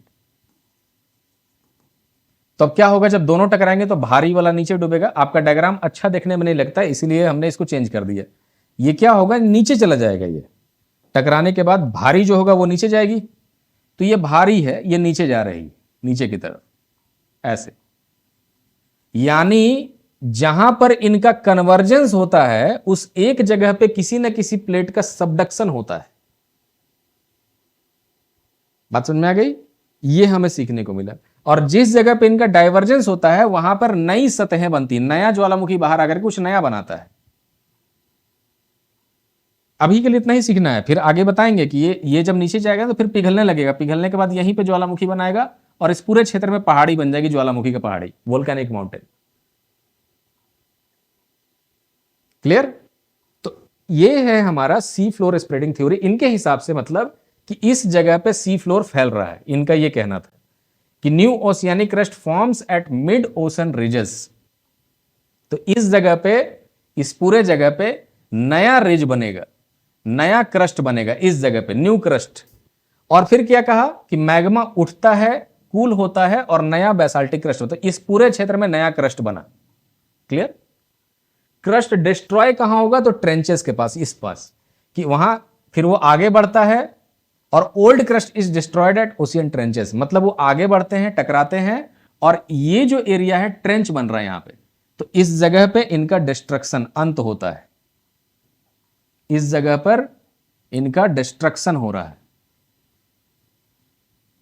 ये डिस्ट्रॉय हो रहे हैं, कि डिस्ट्रक्शन और यहां हो रहा है फॉर्मेशन। यानी मिड ओशियानिक रिज पे फॉर्मेशन, अगर सबको समराइज करके लिख लें, मिड ओशियानिक रिज पे होता है नए क्रस्ट का फॉर्मेशन और ट्रेंचेस पे होता है उस बने हुए क्रस्ट, अब धीरे धीरे पुरानी हो गई, पुराने वाले क्रस्ट का डिस्ट्रक्शन। और इनके हिसाब से जो सी फ्लोर स्प्रेडिंग थ्योरी इन्होंने दिया, तो अब ये कैसा बिहेव कर रहा है? जैसे कन्वेयर बेल्ट होता है ना, आपने देखा होगा कोयला ले जाने के लिए कई जगहों पे कन्वेयर बेल्ट बनता है, कि मान लीजिए इधर एक पुल्ली लगा दिए, इधर एक पुल्ली लगा दिए, दोनों के पीछे बेल्ट लगा दिए ऐसे करके। अब कुछ सामान यहां डाल देते हैं, बेल्ट से अपने आप यहां पहुंच जाएगा, तो इसको कहते हैं कन्वेयर बेल्ट। तो इनके थ्योरी के हिसाब से ocean crust, oceanic crust is like a conveyor belt system, is like a conveyor belt system, is like a conveyor belt system। कितना आसान है समझना। एक तरफ से वो आ रहा है, एक तरफ डिस्ट्रॉय हो रहा है, और क्योंकि इतने से इतने दूर में सारा क्रस्ट डिस्ट्रॉय हो गया, अब तो वो नया हो गया ना, मान ली यहां आने के बाद तो खत्म हो गया क्रस्ट। इसीलिए कहते हैं कि कोई भी ओशियानिक क्रस्ट 200 मिलियन साल से पुराना है ही नहीं धरती पे। कॉन्टिनेंटल क्रस्ट मिल जाएंगे पुराने, जो, क्योंकि कॉन्टिनेंटल क्रस्ट ये है जो नीचे कभी जाते ही नहीं है। वो ग्रेनाइट बना है, थर्मोकॉल, पानी के नीचे आप फोर्स लगाएंगे तबे ना जाएगा, अपने से थोड़ी जाएगा। तो कॉन्टिनेंटल क्रस्ट नीचे डूबता नहीं है, सबडक्शन नहीं होता है उसका, और ओशियानिक क्रस्ट हमेशा नीचे जाएगी। तो दुनिया का कोई भी ओशियानिक, अभी इसको आगे बना लीजिए, पूरा पृथ्वी बन गया, तो उस पूरी पृथ्वी पे कोई भी कॉन्टिनेंट, ओशियानिक क्रस्ट 200 मिलियन साल से पुराना नहीं। यह है सी फ्लोर स्प्रेडिंग थ्योरी। अब इस सी फ्लोर स्प्रेडिंग थ्योरी के लिए इनको प्रूफ देना था कि भैया हम प्रूफ कैसे देंगे। अब बता तो दिए, ऑब्जर्वेशन तो हमने दे दिया, प्रूफ कैसे देंगे? तो इनके पास दो प्रूफ देने का मौका मिला इनको, है ना। इनका है दो प्रूफ, प्रूफ ऑफ, और उसी प्रूफ की वजह से नया आविष्कार भी है, proof of sea floor spreading theory, sea floor spreading theory. इसका प्रूफ क्या है? तो इसके दो प्रूफ। एक प्रमाण तो पहले मिल गया, presence of ridge, presence of mid oceanic ridge, कि इनके हिसाब से क्या था कि जहां भी उसका डाइवर्जेंट लिम्ब होगा वहां पर मिड ओशियानिक रिज बनता है, मतलब समुद्र के बीच बीच पहाड़ का निर्माण हो रहा है, पहाड़ी बन रही है। तो ये तो पहला प्रमाण है कि हाँ पहाड़ी मिल रही है। तो जब ये तो दिख गया कि प्रेजेंस ऑफ मिड ओशियन, ये एक प्रमाण तो है कि समुद्र में पहाड़ी तो है भाई, वहां ये जो पहाड़ी है ये तो है ही है, ये वाला, कि ये मिड ओशियानिक रिज, ये पहाड़ी वाला सिस्टम ये तो है। तो एक प्रूफ मिल गया। अब ये दूसरा प्रूफ अगर मिल जाए ना कि ये पहाड़ी जो है इसमें कोई भी 200 मिलियन साल से पुराना नहीं है, और इसमें से ये समय के अंतराल पे ये बाहर निकल निकल के बनते गए हैं, तो दूसरा भी हो जाए। तो इसके लिए थोड़ा सा एक्स्ट्रा मेहनत करना पड़ेगा। तो होता क्या है कि कुछ समय के बाद एक और थ्योरी अगले साल डिस्कवर होती है, जिसको कहते हैं मैग्नेटिक स्ट्रिप का थ्योरी, चुंबकीय धारियां। दूसरे वर्ड्स में इसका नाम है पैलियोमैग्नेटिज्म, पत्थर में जो चुंबक होते हैं उसके स्टडी करना। क्योंकि पत्थर क्या होता है, पत्थर के अंदर कुछ मिनरल्स होते हैं और कुछ ऐसे खनिज होते हैं जिनके अंदर चुंबकीय, मतलब उसके अंदर ये होती है, प्रॉपर्टीज होती है, मैग्नेटिक प्रॉपर्टीज होते हैं पत्थरों के अंदर। तो पत्थर क्या होंगे कि जैसे मान लीजिए अभी ये अर्थ है, अर्थ पे ये नॉर्थ पोल, ये साउथ पोल, तो हम कोई भी मैग्नेट अभी रखेंगे, मान लीजिए हमने एक मैग्नेट रखा, तो इस मैग्नेट का साउथ पोल नॉर्थ की तरफ चला जाएगा और नॉर्थ पोल साउथ की तरफ पॉइंट करेगा। इसी से कंपास हम लोग चलाते हैं। ये तो बच्चों बच्चों को पता है कि चुंबक हमेशा एक ही डायरेक्शन में अलाइन हो जाता है। तो अगर कोई हमने पत्थर लिया, जो रॉक लिया, उस रॉक के अंदर जो खनिज होंगे, तो खनिज का भी अगर मैग्नेटिक प्रॉपर्टी है तो अर्थ के हिसाब से अलाइन हो जाएंगे, अलाइन हो जाएंगे। और हमने क्या कहा कि अर्थ समय समय पे अपना पोलैरिटी बदलता है। नॉर्थ पोल जो है वो साउथ पोल बन जाएगा, साउथ पोल नॉर्थ पोल बन जाएगा।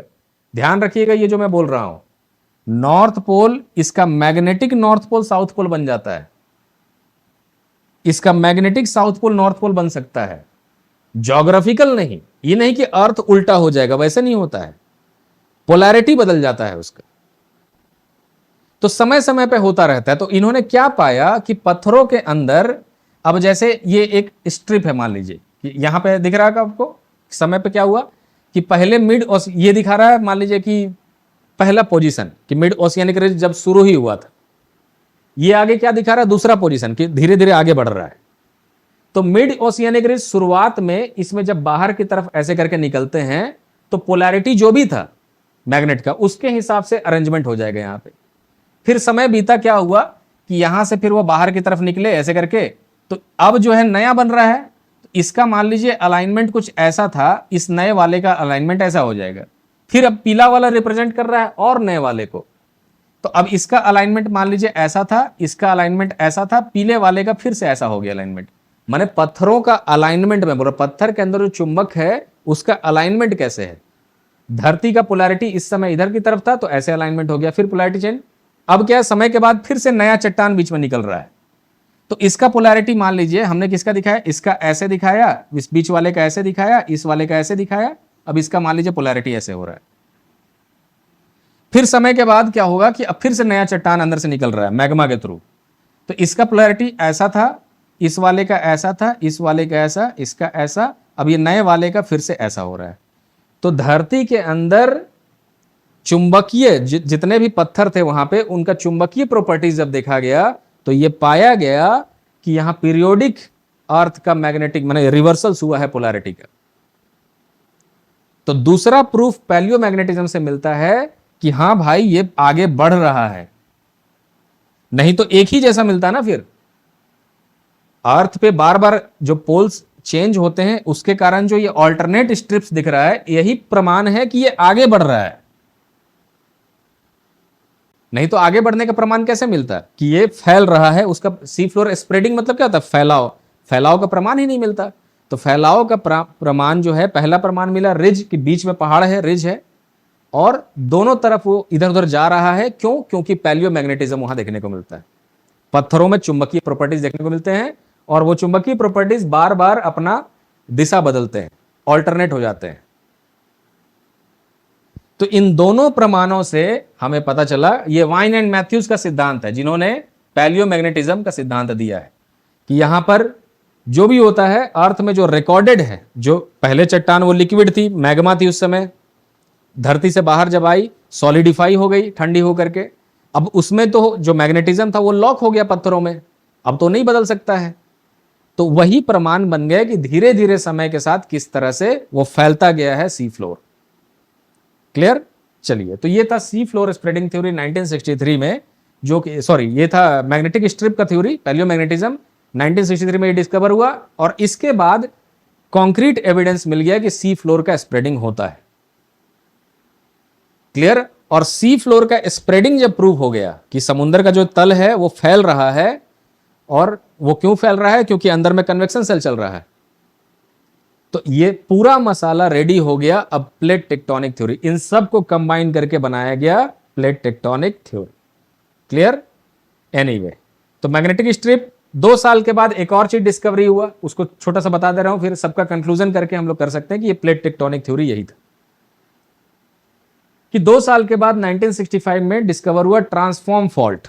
ट्रांसफॉर्म फॉल्ट, ये ट्रांसफॉर्म फॉल्ट क्या है कि कभी कभी जो 2 प्लेटें मैंने दिखाया ना कि एक ओशियानिक एक कॉन्टिनेंटल, ये दोनों क्या करते हैं, आपस में एक दूसरे से टकरा के अंदर बाहर नहीं होते हैं, कभी कभी एक दूसरे के अपोजिट में से मूव करते हैं।